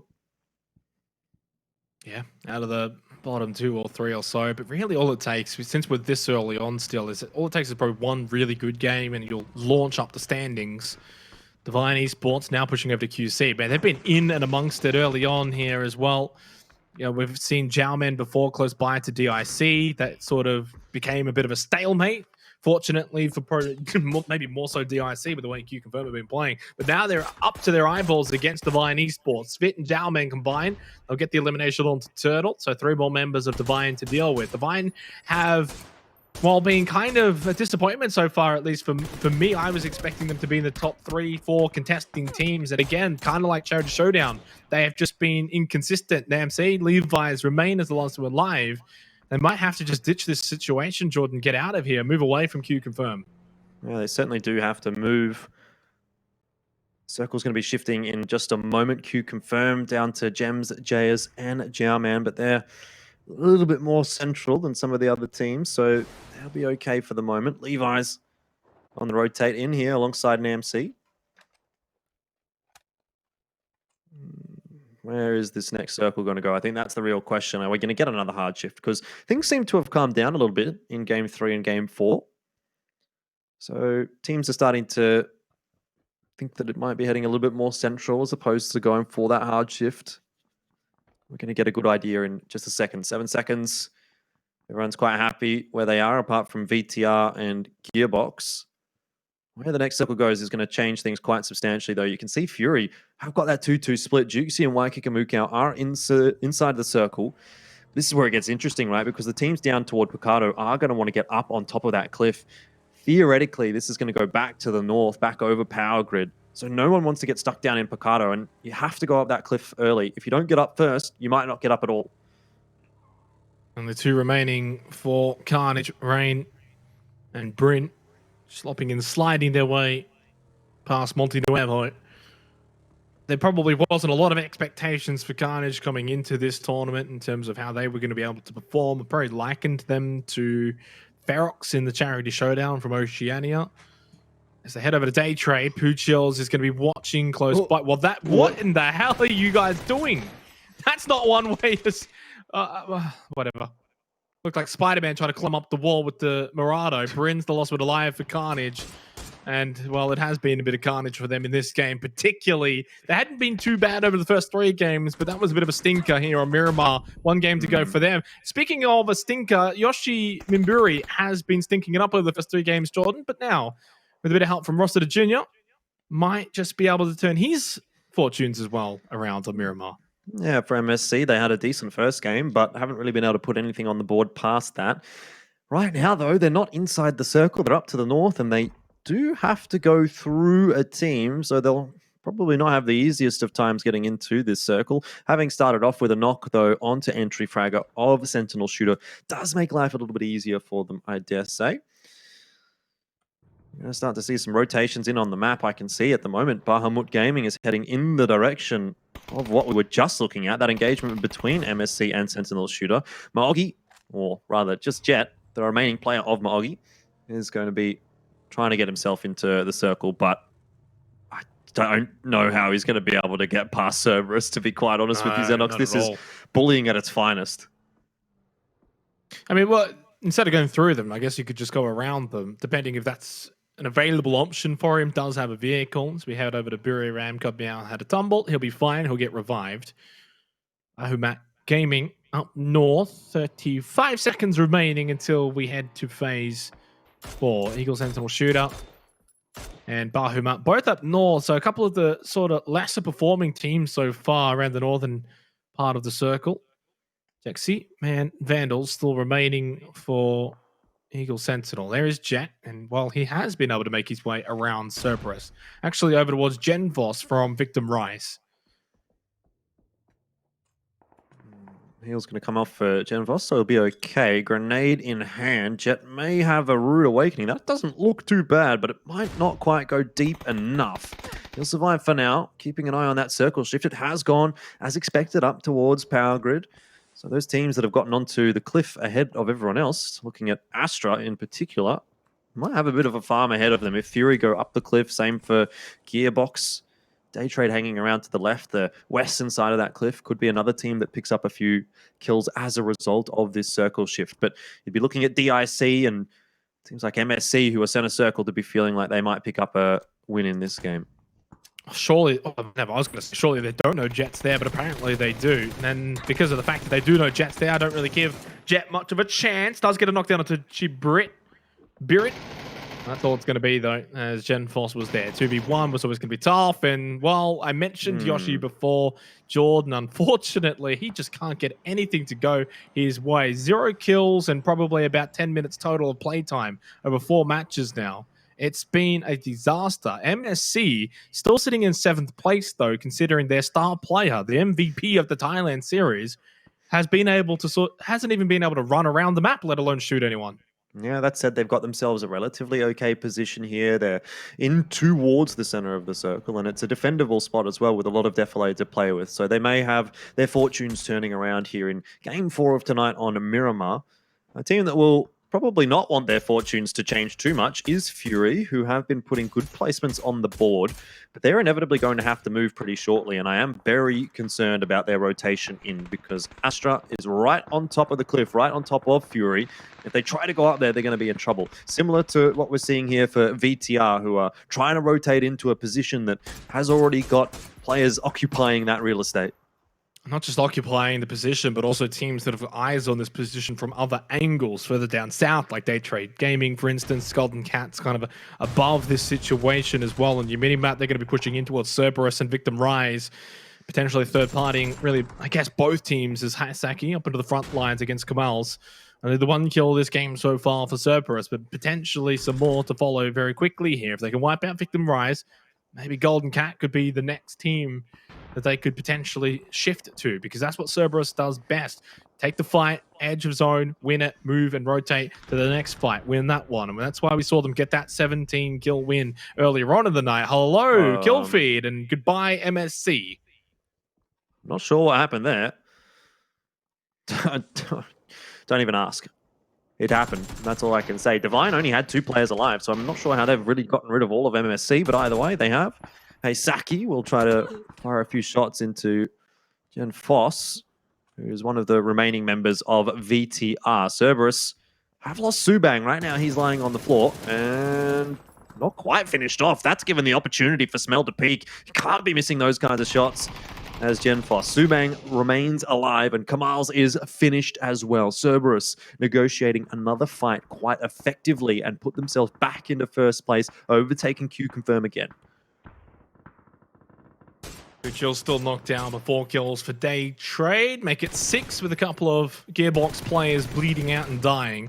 11 teams remain, and what was a very slow start on Miramar now, of course, has turned into a Chaos Fireball towards the end of Phase 4. Now heading into Phase 5. Northern shift to Power Grid. Divine in a great position. They're going to love this. Even the teams up north, Bahuma and Eagle Sentinel Shooter, will be feeling quite blessed with that sort of circle. Day Trade still just trying to keep Cerberus at bay, which they're doing a pretty good job of right now, considering that blue zone's right on their backs as he's going to start moving in 30 seconds' time. Basil's knocked down.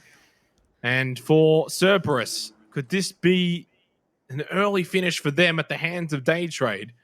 Or do they fight their way through like they always have? Golden Cat up north's not making it easy, though. It's not an easy team to deal with, I don't think, for Day Trade, to be honest, who have still been struggling. Cerberus certainly leading from the front at the moment. So if you had to hedge your bets here, you'd probably be going with Cerberus. They have a 4-on-4. Smell does get quite low as a result of that molly that's thrown in his position. It's actually a 4-on-3. They trade 6 kills in this game, so they've been in the wars a little bit in game number 4, the first one on Miramar for PCS APAC. But they've been getting through those engagements okay. A little bit concerning, though, to be going up against a team like Cerberus and losing a lot of HP early on in the piece. And what's even more concerning, Zoidmate here with a grenade in hand. He spotted Venotica, throws the grenade just perhaps a little bit too deep. It's going to explode right in front of Venotica. He'll survive for now and slow things down.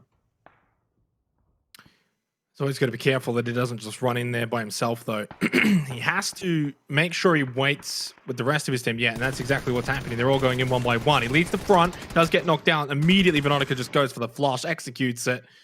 I mean, you can't really blame Venotica in that situation. Needs to get every point that he can feasibly get. He's obviously not going to be able to transfer and get another 2 or 3 knockdowns to result in a team wipe against Astra. Goes for Zoid. Smart play. In the end, not able to cover Zoid quick enough to make sure he doesn't get flushed.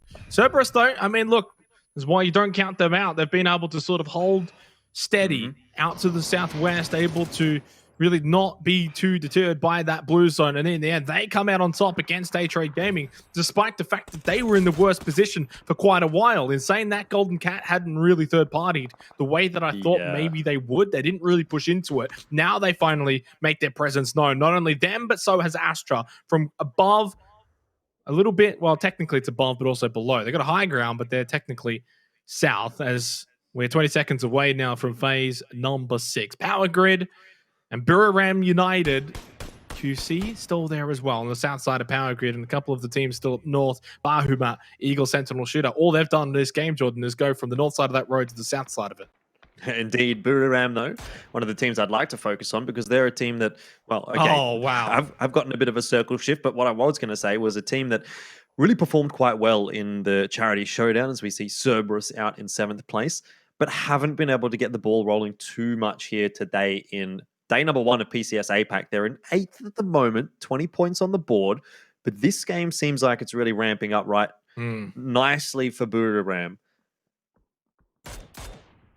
Nicely for a couple of teams, not just Buriram. I think they're in the best place position, but even a team like Bahuma Gaming, if you maybe put their sort of skill set aside and you think just position could make something of this game if everything goes their way. Astra still 2 players, Q Confirm still 2 players alive. Gems and Jalman, usually the dynamic duo for Q Confirm that we saw a lot of in the charity showdown. Still first place is theirs once again with Cerberus departing. And you just wonder maybe if you've got a 2-horse race on your hand here. A long way to go, but Loki, Fury, Divine, are they going to be able to keep up with the pace? Of course, though, the leaderboard is 6th, 7th, and 8th, all still alive in Golden Cat, Astra, Buriram. Those teams are all capable, Jordan, of being able to keep up the pace. They've just got to sort of now work their way back up the leaderboard after a slow first 2 games. And they're kind of doing that slowly, matches 3 and now matches 4. Tinoy going to get res back on up by Tong K. Golden Cat certainly in the mix. 6th place at the moment. what is a little bit concerning for most of these teams that are trying to catch the leaders is that Q Confirm do still have 2 players alive down towards the southern end of the circle, but man, they're already still kind of putting their mark onto this game. The knock onto Nikus is finished off by Tom K, so those points are stolen. Maximus in trouble now. Edie spamming through that smoke, won't be able to finish Maximus off, but he might not last too long. He is bleeding out quite quickly. Copped a couple of shots after he was knocked. Tinoy looking for the res and might just get it, but Eagle Sentinel Shooter, a team that has been really looking to turn their fortunes around, might just be doing that on Miramar. They're alive. Haven't got any kills yet, but they're in the placement points. It's a start. Golden Cat have worked their well back up these standings, turning their fortunes around. As you said, Eagle Sentinel Shooter have an opportunity, but I'm not sure how much of it. Buriram United certainly the best placed team. They're going to be able to spot teams like Bahuma, Eagle Sentinel Shooter, Golden Cat. Really, Gems and Jowman are in a really good spot considering they're south of Buriram. They're not going to be spotted by Buriram, and they don't have to put themselves in a position where Golden Cat and Eagle Sentinel Shooter can see them. So, I mean, this wouldn't be a surprise to see Golden Cat end well here in terms of the placements, although, of course, the circle moves away from them as I'm speaking about it. Phase 7 shifts up north again. It has basically been attracted to Bahuma Gaming this entire match. Man, they've been needing some luck, to be honest. They've got 6 points on the board. 16 is their placement at the moment, but I dare say that should be changing in just a little bit. They've got 4 players alive. They've got Buriram to deal with, to be fair, and Golden Cat also have 4 players, so there's a couple of threatening teams. And Sentinel Shooters are also quite close by, but you couldn't really ask for a better chance here for Bahamut Gaming. They have been really struggling today, and it seems like the circles have started to favor them a little bit on Miramar. So sometimes you can talk about luck in a game like PUBG, but I think what really encapsulates PUBG is taking advantage of your luck and taking advantage of the opportunities that are given to you. So here is one for Bahamut Gaming. And if they're not able to take control of it, if they're not able to convert this into at least a decent scoring game, it doesn't necessarily have to be a win, but if they can't convert it into 10 or 15 points on the board, then I think you can start to write them off, because everything seems to be going in their favor, and you have to be able to make these games converted into something decent. Well, it's easier said than done, but you're right. When you get sort of given these opportunities, got to make them count. You're not going to get too many of them. And a team like Bahuma Gaming might not be the sort of team that can put themselves in the best positions on a regular basis. What's intriguing to me is whether or not Q Confirm get involved. They're down south. They're behind Buriram. I'm not sure if Buriram know of their position. If they can find a knock, even just a knock at this point, might just be enough to throw Buriram off the pedestal here for match number 4. Jowman still creeping around. Does spot Kanaxi, who's low. A spray won't be too much. Oh, to take him down. Never mind. Oh, Edie right in front of him at the tree. Nice spray from Jowman. That's the sort of knock that I was talking about, because now it really throws a spanner in the works for Buriram. Only 3 up. Gems is still in a position, of course, where he can also maybe get 1 more. And all of a sudden, then maybe they're down to 2 alive. I'm not sure why you're jumping around like that, Nordra. Not ideal. Final nade available for Gems to God Meow and Konaxi. God Meow's going to throw one over. A couple of Molotovs as well from Buriram towards his position. Gems will finish off Nordra. Buriram down to 2 players. They sat idly by south of the circle, and Buriram in the end are going to be punished for that by Q Confirm. 7 kills now for them, an extra 2 kills on the board. Gems is blinded at the rock. Well played in the end. God Meow will flush out Gems, and they've still got 2 alive. Now it's a 4 versus 2 versus 3 versus 4. Golden Cat, are they in a position here where they can wipe out Eagle Sentinel Shooter? Flash on a 6 sacks. Somehow Jexy staying alive at this truck. Not for too much longer. Did get the knockdown onto Tom K, and now Vendel is the last one alive for Eagle Sentinel Shooter. Sin Ryuji pushes over the hill. 3 teams remain now.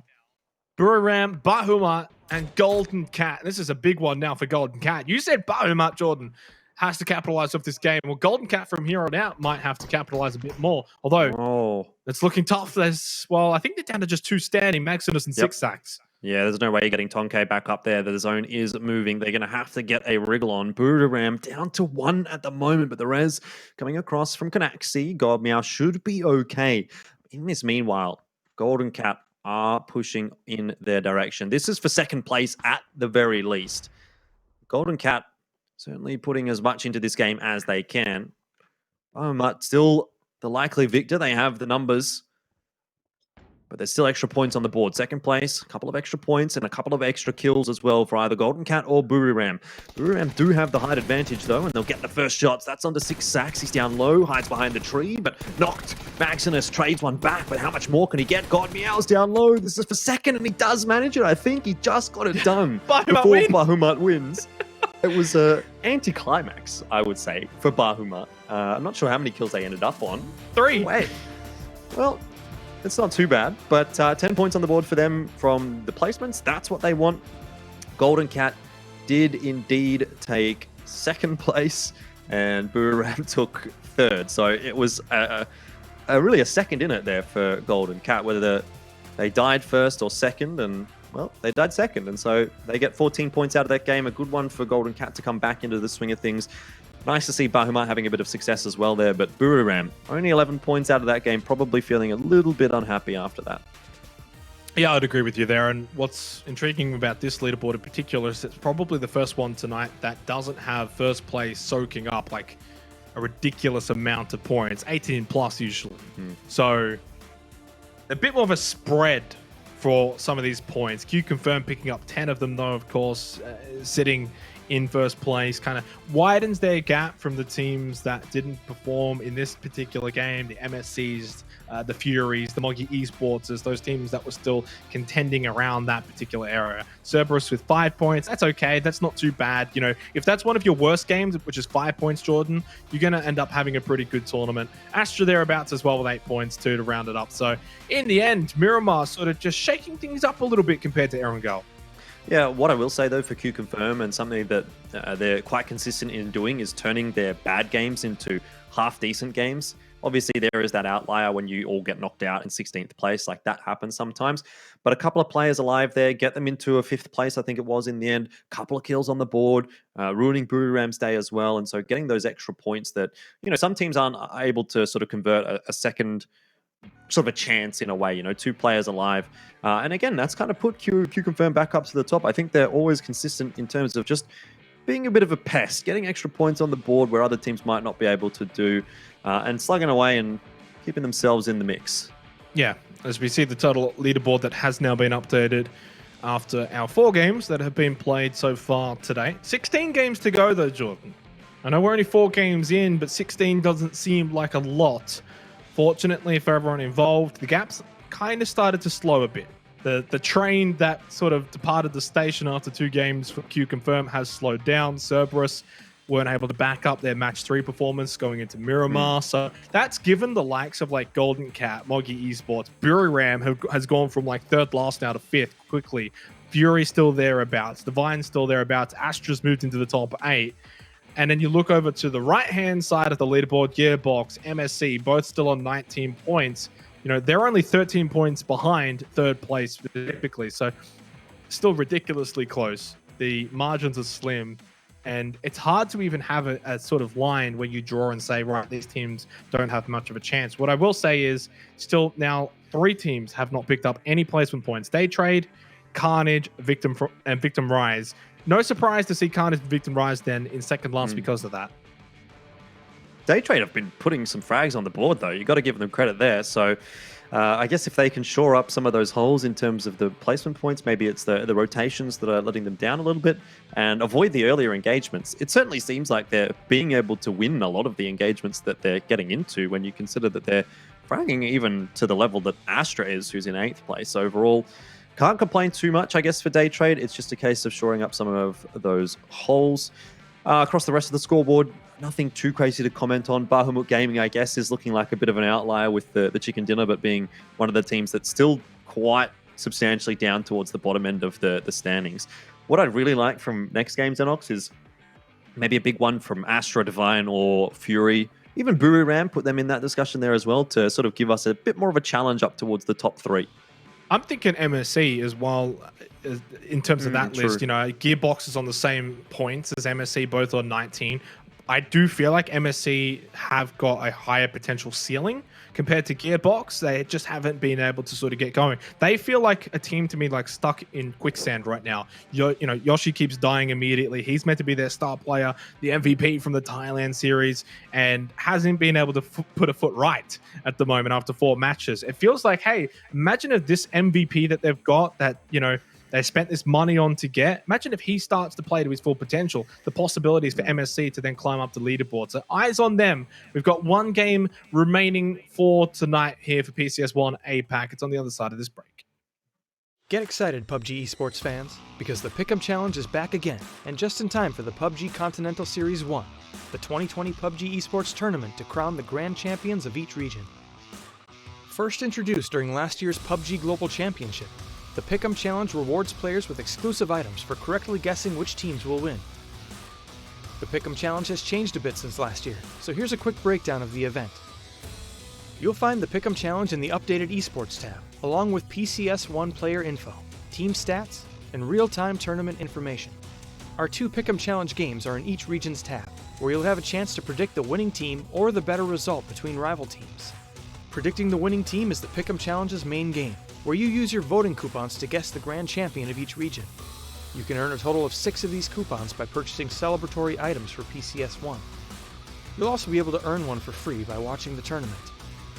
Each region where you successfully guess the grand champion will net you 100,000 esports points, which is enough to buy a good chunk of the PCS1 items in the esports shop. The second game, and Pick'em Challenge Newcomer, is open for everyone to play, regardless of how many voting coupons you have. For this game, we'll pit 2 rival teams against each other for you to vote on. Earn your points by successfully predicting which of the rival teams in each region ranks higher. You'll get 2,000 points for each team you successfully predict, so use that to supplement your upcoming big win, or start saving for the PCS1 items you want the most.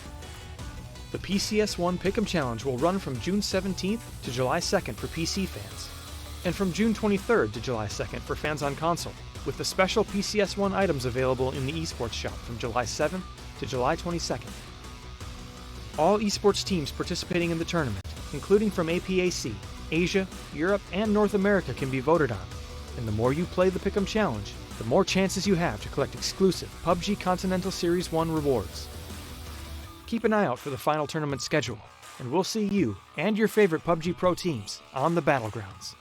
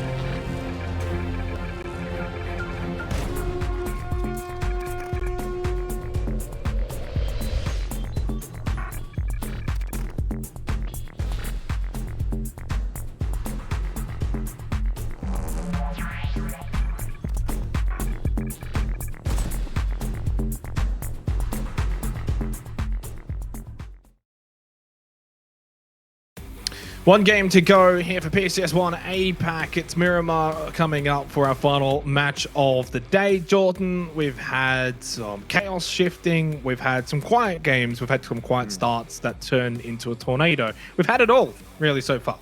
Yeah, we certainly have. It's been a pretty good day. I've been enjoying it. I thought Q Confirm was enjoying it until things started to get a little bit rough for them in the last couple of games. Although they did get a 5th place there on round 4 in Miramar and few points out of that one to get themselves back up into first. Xenox been crunching the numbers in the break there, you know, doing my usual thing. And what I have noticed, interestingly enough, is that on average, Fury actually do have the best placing. They're sitting at an average of 5.5. Now, I know you can't place 5.5, you can't place 5.5, but when you average it out, they've actually got the lowest or the highest, depending on which way you want to look at it, the best average placing. It's just not being converted by the kills. It's not being converted into chicken dinners or anything like that. It's quite crazy to think that Q Confirm, who came first and 5th, are still getting kind of on average outplaced by Fury. But I guess that is what it is. And Q Confirm have that 1/16th place that's really sort of dragging them down. Well, that's the thing, right? You go from, what, 1st to 16th. That's when the law of averages says, puts you smack bang around that, like, 9th mark or something. But then one more, like, 3rd or 4th or 5th, whatever, brings it down to 5.8. Fury, as you said, yeah, have been pretty consistently above average, which is why they're sitting in 6th position right now. But, you know, Q Confirm, they're alongside Cerberus, have been the 2 standouts so far on day 1. One game to go, though. Maybe there's still another team, Golden Cat, Monkey Esports, even maybe an outsider like MSC, that if they can have a win and a couple of 10 kills, for example, they can have a top 3 kind of cemented in place going into day 2. Yeah, I mean, I'm looking at some of the teams that have been sort of consistent across the day today. Astra, 7th, 6th out of 3 out of the 4 games, so that hasn't been too bad for them. Divine have a 6th and an 8th as well. So again, 3 out of the 4 games, not too bad, but it's just being able to convert these into decent placings as opposed to, you know, like, okay, well, we're in the placement points, we're getting points out of it, versus we're getting significant points out of the placement, I think is going to be the real question. And then obviously for the kill points, you know, you've got to look at teams like Cerberus and Q Confirm, who have put those 2 big games on the board. 17 for Cerberus in round 3, 13 for Q Confirm in round 2. Everyone else has just been sitting around, you know, 4, 5, 6 kind of a kills, couple of 8s thrown in here and there. But definitely on average, it's Cerberus and Q Confirm that are putting those big numbers together. And it's no surprise that you're seeing them up towards the top end of the standing. So I think we're going to be looking to Golden Cat, Maogi, Buriram to be teams that are looking to try and challenge in this final game. Samoy, Victim Rise, as he gets the knockdown onto John. Kamals will go and punch his lights out, which is one way to sort of end your night there from Gearbox. Victim Rise, who were tied last with Carnage, now very much 1 point ahead in 2nd last position. Nothing too crazy for the circles. Miramar is like 90% usually pretty normal circles, and then like 10% you get the really, really wild, wacky circles. Well, I don't know whether or not we're going to get too much of that. We obviously have quite a bit of experience with wacky circles on this map, but so far, so good on Miramar tonight. Things have been relatively standard. We'll take a look at how the map's panning out at the moment. Svit and the rest of Q Confirm are pretty happy in the center of the circle, so we could be seeing another big game from those guys, but I can't think that you're going to draw too many conclusions out of the first circle. It tends not to make too much of a difference. It's something that we have discussed extensively on Broadcast Xenox. It almost feels like sometimes getting the first circle feed is a bit of a curse. It's the ones that come later on in the piece, the 4th and 5th kind of feel like the more important circle shifts as opposed to just the first one.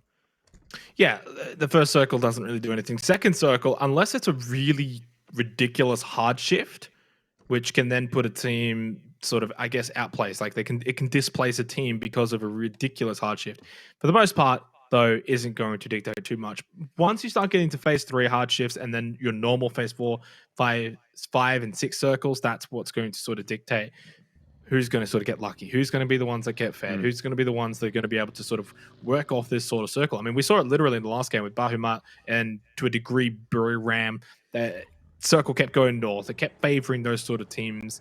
And because of that, Bahumat wins that game. Why? Because it shifted 4 times up north. If it even shifts once away from that position, they have to move away from that defilade at the road, run pretty much into open area and straight into the arms of Buriram. So, look, sometimes you're going to get games that you're going to win because of the circle. For the most part, though, you're not going to win because of the circle. Like, you take 20 games, you're not going to get fed for 20 games. Definitely. For the most part, you might get 2 or 3, at best 4, and that's about it. For sure, for sure. One thing that I do want to talk about is Divine kind of needing to get those points on the board. And at the moment, they've been sitting pretty consistently in sort of 6th or 7th place as far as placings are concerned. But Miramar in the Charity Showdown certainly was their map. Yeah, they had 2 second places and 2 first places on Miramar out of 20 games, or out of 10 games, let's be real, because half the games were on Miramar. So that's like 40% in the top 2 on Miramar. And obviously they kind of let the ball drop a little bit more so on Erangel comparatively. So far they haven't been able to have a big game. Maybe here in game 5 on Miramar, incidentally, is their chance. But I'm definitely looking at them to be putting points on the board here on Miramar, because if they're not being able to do it on Erangel, which we've seen so far today, they have been okay, but they haven't been fantastic. Definitely going to need to be doing it here in game 5 if they want to be in the discussion heading into day number 2 at the top end of the scoreboard. Where do we go? Where do we go for this final game? Bendita, there's like Minas Generales, Graveyard for the center of the circle. And I'm just thinking, if we continue to sort of go with these hardships that we've been seeing a lot of tonight, although, to be fair, nothing too crazy on our other Miramar game that happened last match. Even something like, I don't know, I think up north, if we go up north, that's where it really opens up a bit, besides San Martin. Anything on the south side of this current Phase 1 circle, you're going to go like Picardo, La Bendita, Los Leones. There's going to be compounds. There's going to be locations. Unless it goes over to something like Impala Way, which has got a very open western field of Impala. But, of course, 4 minutes until we find out where that's going to take place. No surprise, of course, to see things a bit slow going early on. Miramar tends to be that way. And even a chaotic region such as this one, Jordan, is still going to have its times where it just breathes and slows things down a bit. But what we've been seeing is that around that 17 to 20 minute mark is where it all just explodes, essentially. Yeah, that's where the chaos ensues, that's for sure. Astra and Fury are relatively close by on the map. We can see, in fact, actually, that they've got an idea of each other's positioning, although at the moment they probably wouldn't know exactly who it is that they're firing at or being fired at from. Might have a bit of a sneaking suspicion, though. It does seem that these two teams do run into each other quite a bit on their rotations on Miramar, just by nature of the fact that they're dropping in relatively similar locations. Picardo and Los Leones, if the circle goes north or even to where it is right now, you're expecting to see Fury and Astra run into each other. The other Australian team, or Oceanic team, Carnage, just out to the west of both of these two as well. So it seems like they're all buddy-buddy at the moment. Keeping a bit of an eye on Q Confirm, who is to the north of them. Lynxie's the one that's spotting back down toward Picardo, so we're not quite getting the vision onto Q Confirm from him. But there are a few Astra players that are looking in towards their position in Graveyard, keeping a good idea of what's going on. And this is some pretty good scouting. Like, it's a nice position to play from for Lynxie. He can see pretty much everything out to the west of him, quite a lot towards the north, quite a bit towards the south as well. So actually at this point, Astra should have quite a bit of information. Looking at the map, everything's very vertical right now, from Los Leones all the way up to sort of water treatment. A lot of teams crammed in vertically rather than horizontally, besides like maybe Buriram, who are a bit out to the east. But like mentioned that Astra can see out to the west, but there's no one out to the west. Everyone's up north, everyone's center. And if they're down south, like Day Trade's around sort of Los Leones. Top 1, Seva from Moggy Esports does spot, I believe, Day Trade from that position, but so far away, the bullets probably would drop by the time it even reaches that position. MSC on the rotation, and it's a team that I mentioned prior in the pregame, Jordan, as a team that can go one step further. They got an extra couple of gears. One of that being Yoshi Minburi, who, you know, coming into this, he was the MVP of the Thailand series, the best performing player coming into PCS APAC from Thailand, and hasn't been, I don't even think he's found a kill yet. I mean, I don't know. I couldn't really comment on that, to be fair. It's quite hard to keep up with it after 4 games. Maybe after 1, I might have been able to tell you a yes or a no answer. Don't have those stats in front of me, unfortunately. Some of the stats, though, I'm looking at Victim Rise and sitting down in 15th place. It hasn't been a particularly kind night to them. 2 points a game on average, only eclipsing Carnage, who are playing in the APAC region for the first time. So they've probably got a bit of an awakening here that they're going to have to go through over night number 1 and night number 2 to kind of get used to the meta that's being thrown at them. What I will say is actually you're seeing Fury and Star performing a little bit better than what they did. I guess Fury's kind of in a similar position, but Star certainly looks like they're having a better day than they did in day 1 of the charity showdown, which is probably to be expected given the fact that they have now had that time to get a little bit more used to the way that the APAC teams play and what they need to be doing in this particular matchup. So it's good to see whether that will continue or not, and whether or not Star can get themselves, or Astra, I should say, can get themselves a higher placing than 8th. I guess we do have to wait and see, because there was a few sort of caveats over the charity showdown. Linksy just joining the team. I guess there is the caveat now that Nikus has just joined the team for Astra this time, but they should have a better understanding of what they need to be doing. Looking at the circle shift. They got the circle this time.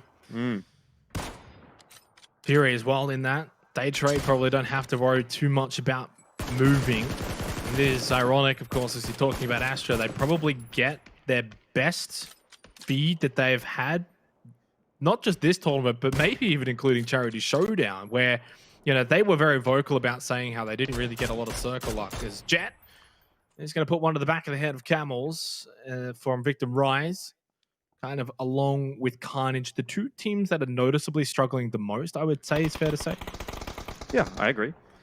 Extreme gets into an engagement with Venotica, so we already talked about Astra having a good position, but it's not going to matter if they can't hold it down. Now, this is a good opportunity to get some points on the board, because Day Trade is one of those teams that struggled quite a bit in Charity Showdown and haven't been putting in a particularly amazing showing so far today. So it's not like you're going up against Q Confirm or Cerberus. This is a winnable fight for Astra, and they have good positioning as well with those 2 players on top of the high ground, being a bit of an Overwatch kind of a situation. But Extreme and Nikus do elect to just get out of there. They're not too eager to take an early engagement, which I can also kind of understand. It's the percentage play, if we want to go down that train of thought, right? The percentage play would dictate that there's a higher percentage that they survive and get more points out of this game if they just back away, as opposed to if they try to take this fight, because it's a high risk, high reward kind of a thing if they stick around.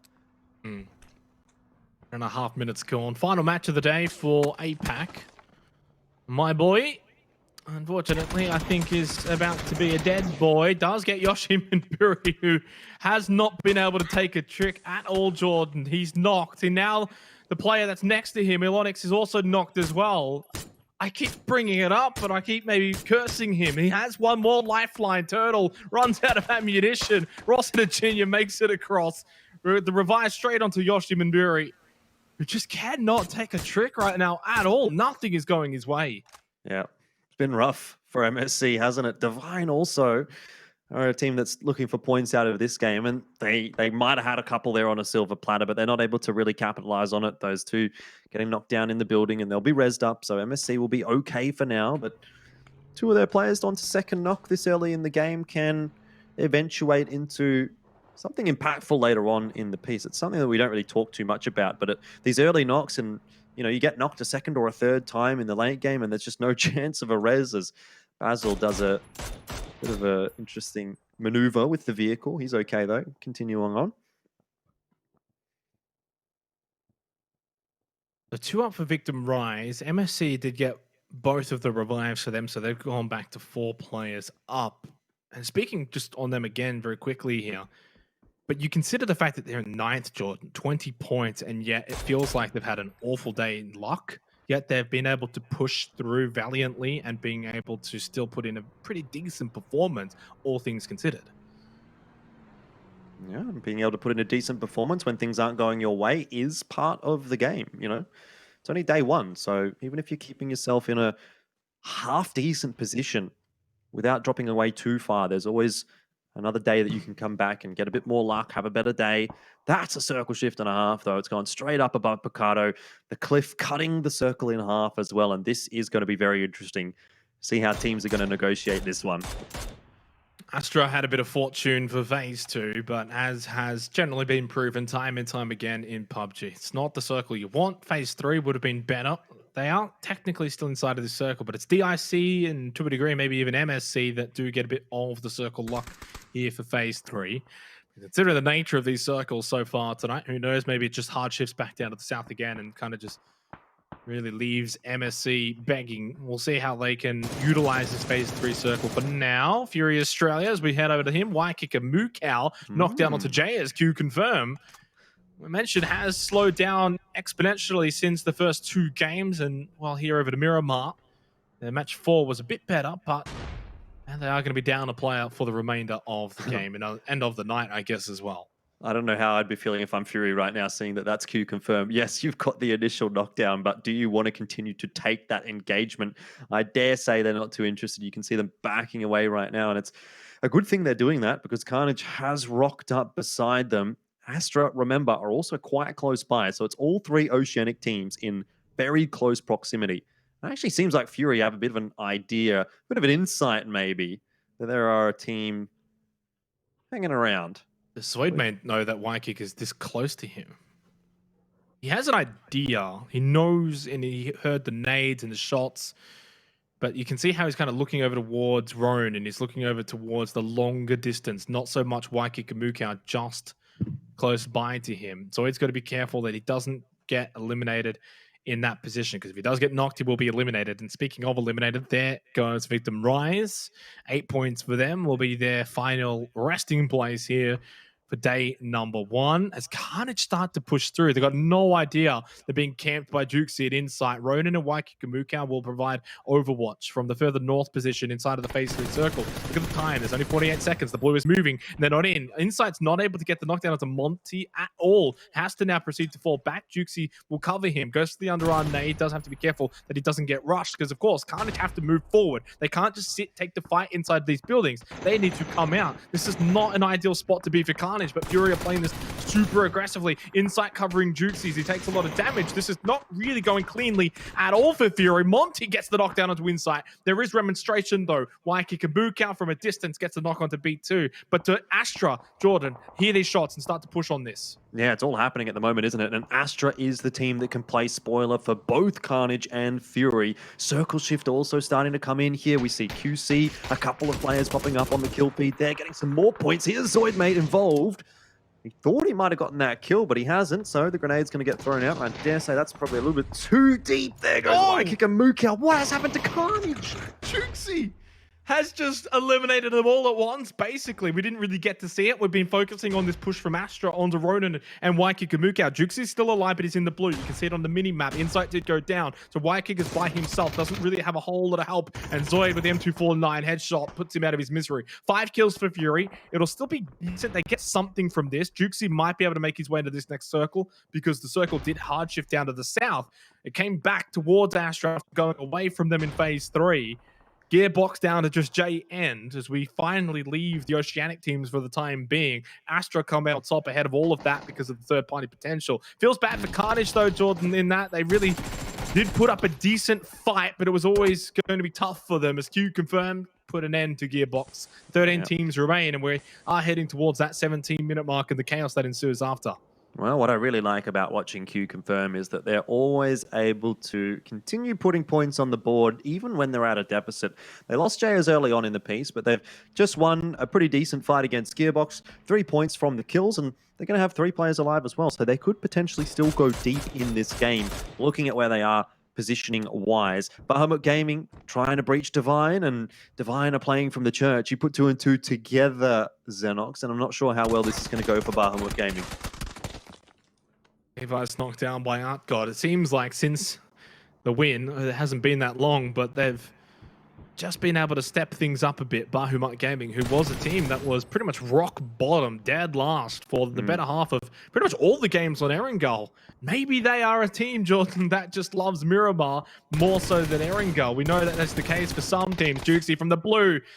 He's being a bit cheeky here against Astra. Knocked down into Extreme. He wouldn't have liked that, but now he's in a 1 versus 3 behind the rock in the blue. Not a lot really going his way. The Molotov can stop one angle, force him to the other angle, or just throw the nade and be done with him. Nice effort from Jukesy, but really in that situation, 1v4 in the blue, never had a chance. And Astra get their third kill of the game now, and they're in a position here on out for the remainder of this final game. Match 5, Astra can very much push up the standings. Golden Cat, though, very much pushing right to their location now. Tom K is out of the open, though. Lynx is closer to the barrel, has now the nade. It's his last one in hand, throwing it to Tinoy.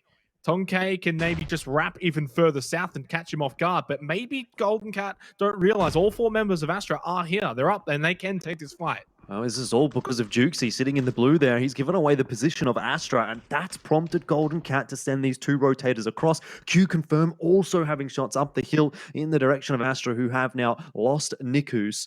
Zoidmate proning behind the rock, healing himself up. Extreme gets into the hut, but it's not looking like a fun position here at all for Astra. They have to deal with a fight on 2 fronts.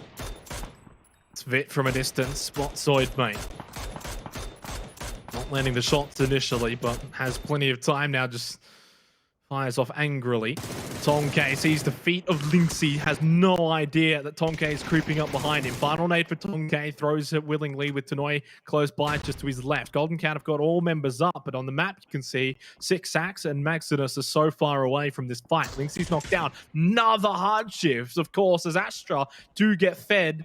Well, not really fed, but they're kind of getting these circles to finally go their way. Of course, they're in an absolute barnstorming fight against Golden Cat. Fury before that. QC's Gems is close by. They've got it all happening at this section of the map.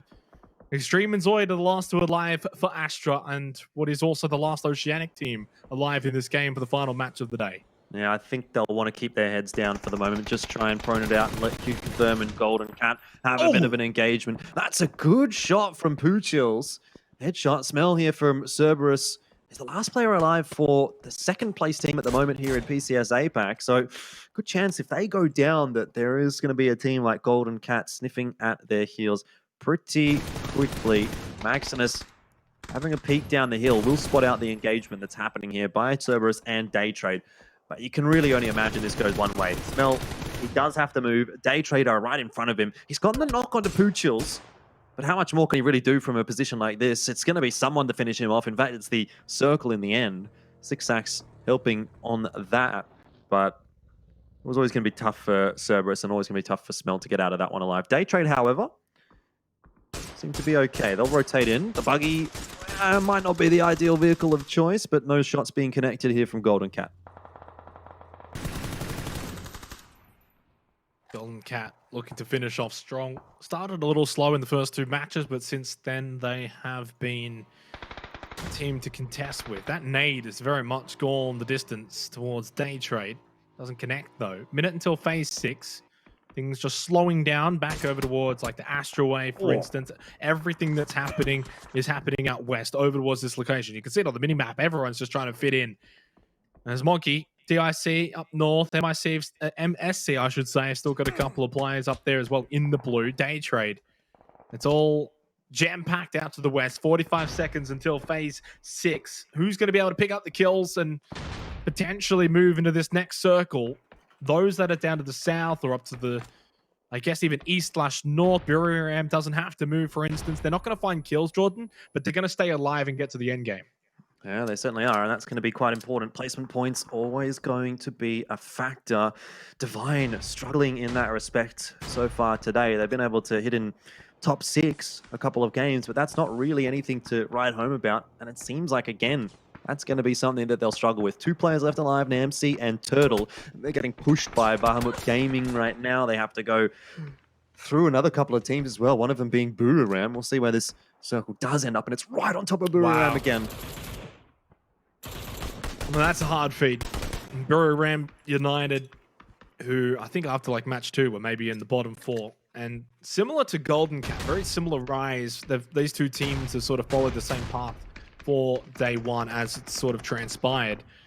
And Buriram have now got a massive chance to put themselves into a top 4 position to close off day number 1. APAC Gaming's another team that's also stepped up the pace over on Miramar. Vandal just trying to stay alive for Eagle Sentinel shooter. They've struggled. They're in the bottom 4. Not sure how much more they're going to get from this game. At best, maybe a placement point or 2 if they can make it into the top 8. And, well, there they go. Yeah, Sentinel Shooter out of the picture in 9th, so no placement points for them. Bahamut Gaming keeping an eye on Divine, and really it's just Turtle left alive. He's lost an AMC. Shinryuji pops a bit of damage. It's a headshot. You can see his helmet looking a little worse for wear. Extreme does get finished off by Jiao Man, and I don't think we're going to be seeing too much more from Astra. I might believe it's just Zoidmate left alive now. Divine Esports are inevitably eliminated. That's Art God to pick up Turtle.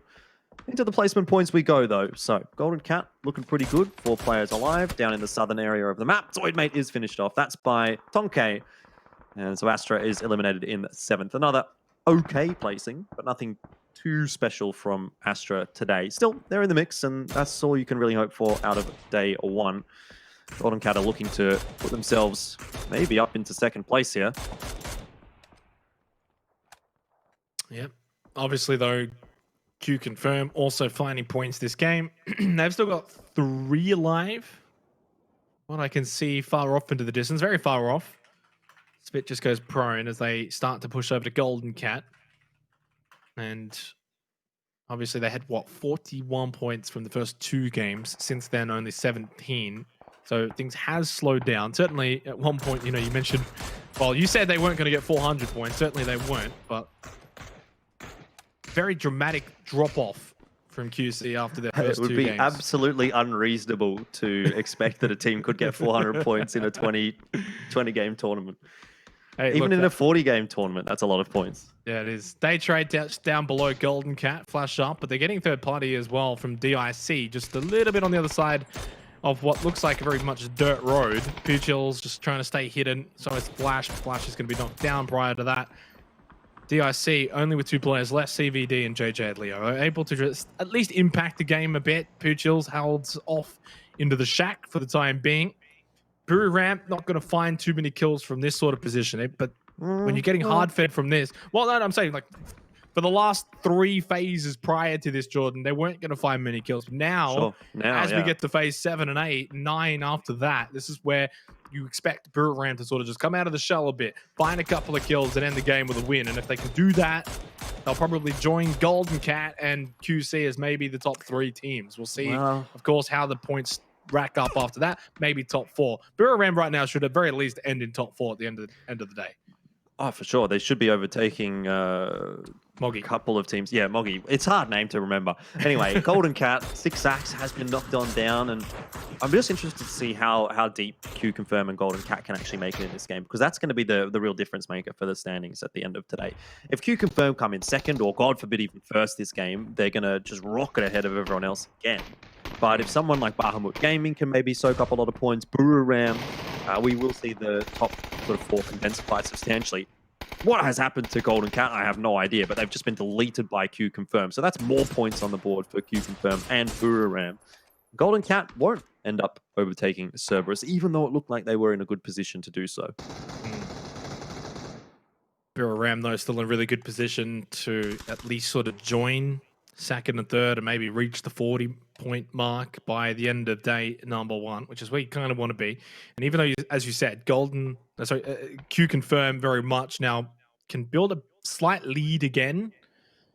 But in saying that, from what we've seen of them, they can have some high highs and some very low lows. And going into the day 2, there's still a big potential for the likes of, I'd say pretty much everyone down to like even MSC on 22 points. All it takes is a couple of good games and QC to have a couple of bad games. Long way to go still.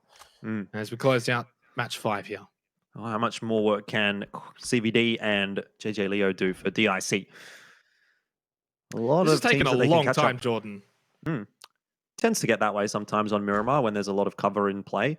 Bahamut and Buru Ram kind of occupying the same position, and they're able to sit there quite comfortably. Obviously, now seeing that circle shift, Bahamut are going to have to get a bit of a wriggle on. The flash does connect with Shin, but he'll be okay for now. I think it's going to be when Bahamut do have to move that we're going to see things get a little bit interesting, because for now, Buru Ram will not be moving from their position. Q Confirm are going to have to come down off the hill as well, so that's another concern. Who has to move first? I would have liked to have seen Bahamut make the move on their own terms rather than just electing to push in when, of course, they had to, which is the blue pushing for them, phase 8.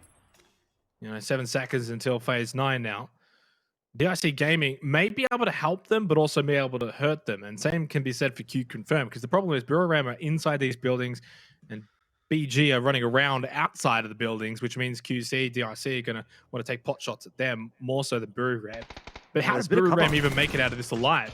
Art God's immediately taken out by God Meow. Much better performance from Bahuma on Miramar, has to be said. Svit finds JJ Liu. A little bit too close for comfort. Now pulls out the AK with the 3 times. And so what this means, though, is all of those shooters who were looking at the fight between Buriram and Bahuma taking each other out. Doesn't matter.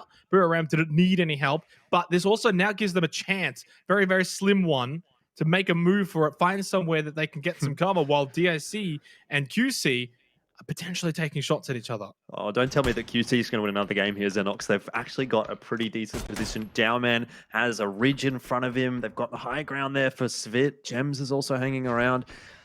If they can actually get a knock onto one of these Buriram players as they're coming out from the compound, maybe Q Confirm can sneak away with another victory. 3 for tonight would be a huge night from them. Already is a huge night, to be fair, on 63 points.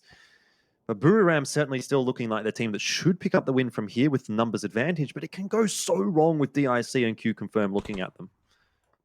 Ultra just spotting CVD. Well, I mean, they've got the numbers advantage, but even though they've got that, they're at the lowest point, and they've also got 2 different teams looking in their direction. What they needed was a knockdown more so onto QC. They get that now onto Gems. Jowman onto Edie, though. Runs out of ammunition, unable to finish off Nordra. Now, JJ Lear has just been knocked down, so Buriram are taking a fight with 2 teams here. But Q Confirm are also happy to shoot over to DIC if they need be. But right now, they're really whiffing this. Buriram have essentially just taken out DIC and Q Confirm at the same time together, winning this fight from what seemed like an unfavorable position. JJ Leo trying to just stay up here and heal and go for the revives. Nordra, if they can get him back up, Buriram is certainly going to have the numbers still on their side. DIC have got 2. Q Confirm have got 1 in Svit. Svit has the positioning, though. He's the one that's in the center circle, or at least as close to the center of the circle as possible. I think DIC is going to have to recognize that. They're going to have to do something about it, because Buriram is the team that's going to walk up on top of them. DIC do not want to get sandwiched right now between Svit and the rest of Buriram. CVD and JJ Leo still just hanging around. Buriram have used all of their utility. Smokes are going down. Now we see DIC going up. I think this is a smart move. They can get rid of Svit, isolate the 1-on-2, and then take the 2-on-3. When they push up, the smokes are going to aid them and really just sort of take away the vision of Buriram United. So now DIC, they take out Svit. It's a 2 versus 3, but they've got the high ground. So they're in a really good position. God Meow's caught napping. Now it's a 2 versus 2 with the high ground. DIC suddenly taking advantage here into this final exchange on the final matchup. The Knight can actually take it out by JJ Leo, and they're all gone. DIC Gaming from the left of field, 6-kill win to take out match 5. And at the very last second, you just saw them shooting up the leaderboard there, Jordan. 16 points. And that is huge. They can sleep a bit better tonight. Yeah, that's really, really good stuff from DIC, recognizing exactly what they needed to do. Svit was kind of the difference maker. Had he dealt with DIC or had he dealt with Buriram, he could have ruined either of their days. And if no one pushed into him, he could have actually ended up picking up the victory, given that they would have had to have moved up the hill regardless. So I really like what DIC did there, going up, isolating the 2-on-1, knowing what they needed to do to take the favorable positioning and take the favorable fight initially, and then focus on the task at hand, which was dealing with Buriram. Look, still pretty good points out of that one for Buriram and Q Confirm, who lock in a fantastic, it's a phenomenal day really from Q Confirm. 2 wins and a 2nd place. There was the outlier, there was the 16th place in game number 3 of tonight, but by and large, they have been the most consistent team and the most impressive team here in PCS Series number 1. But I think for me, I'm pretty interested to see how the rest of the standings are going to shape up, because there's quite a few teams that are really getting themselves pretty close to the top end of things. Yeah, I mean, we started off the day with a top 1 situation, like you said, and coined at the very beginning after the first 2 matches, which, you know, from there now, it is a little bit more, I guess, even. Q Confirm still hold that first spot that we saw at the very beginning of the day, but since then, you know, Cerberus, Golden Cat, Buriram, these teams have been able to close that gap, make it a contest, and really solidify themselves as maybe the top 4 teams right now as we do have the updated total leaderboard for day number 1 now as a whole. And one of the big ones is Bahamut Gaming, Jordan. I know we can talk about first, second, and all that later, but this was a team that was like dead last after 3 matches of Erangel. We switched over to Miramar, and they get like 27 points in those 2 games. Yeah, they got a first place and a 4th place on the 2 Miramar games. So it's what we talk about. Sometimes teams just seem to be better at one map than the other. Cerberus, much better on Erangel than, for example, what they were able to do on Miramar. So it's a storyline that we're going to have to follow throughout the rest of this competition. But things certainly are moving and shaking quite substantially. Obviously, it's day 1, so you can't really count anyone out at this point. I think VTR and Carnage certainly struggled quite a lot. Eagle SS as well here in 14th place. Probably not putting the numbers on the board to get you too excited about their prospects. But even from day trade on the rest of the leaderboard, I think you can sort of look at these teams if they have a good day on day number 2, potentially being able to turn things around. One of the trends that we actually saw from Charity Showdown, I don't know if you remember, but the chicken dinners, the teams that were winning games, by the end of it, there was only one team that won a game that was in the right-hand side of the bracket. So if you're winning games, your odds of obviously going into the top 8 is exponentially increased, but it just means that you're getting reward for effort. And of course, if you're winning those games, it's a good sign. The IC Gaming, they pick up their first win of the tournament while they're on the right-hand side of the bracket, while they are sitting in 9th at the moment. That's been their biggest jump up the leaderboard basically the entire day. They can now sort of go back, watch the VODs, have a day off, and then come back. And really, for these teams that performed better on Miramar, there's a bit of catch-up potential for them going into that second week, Jordan, of course, where we will have 6 games of Miramar and 4 games of Erangel versus this first week, which obviously has 6 games of Erangel.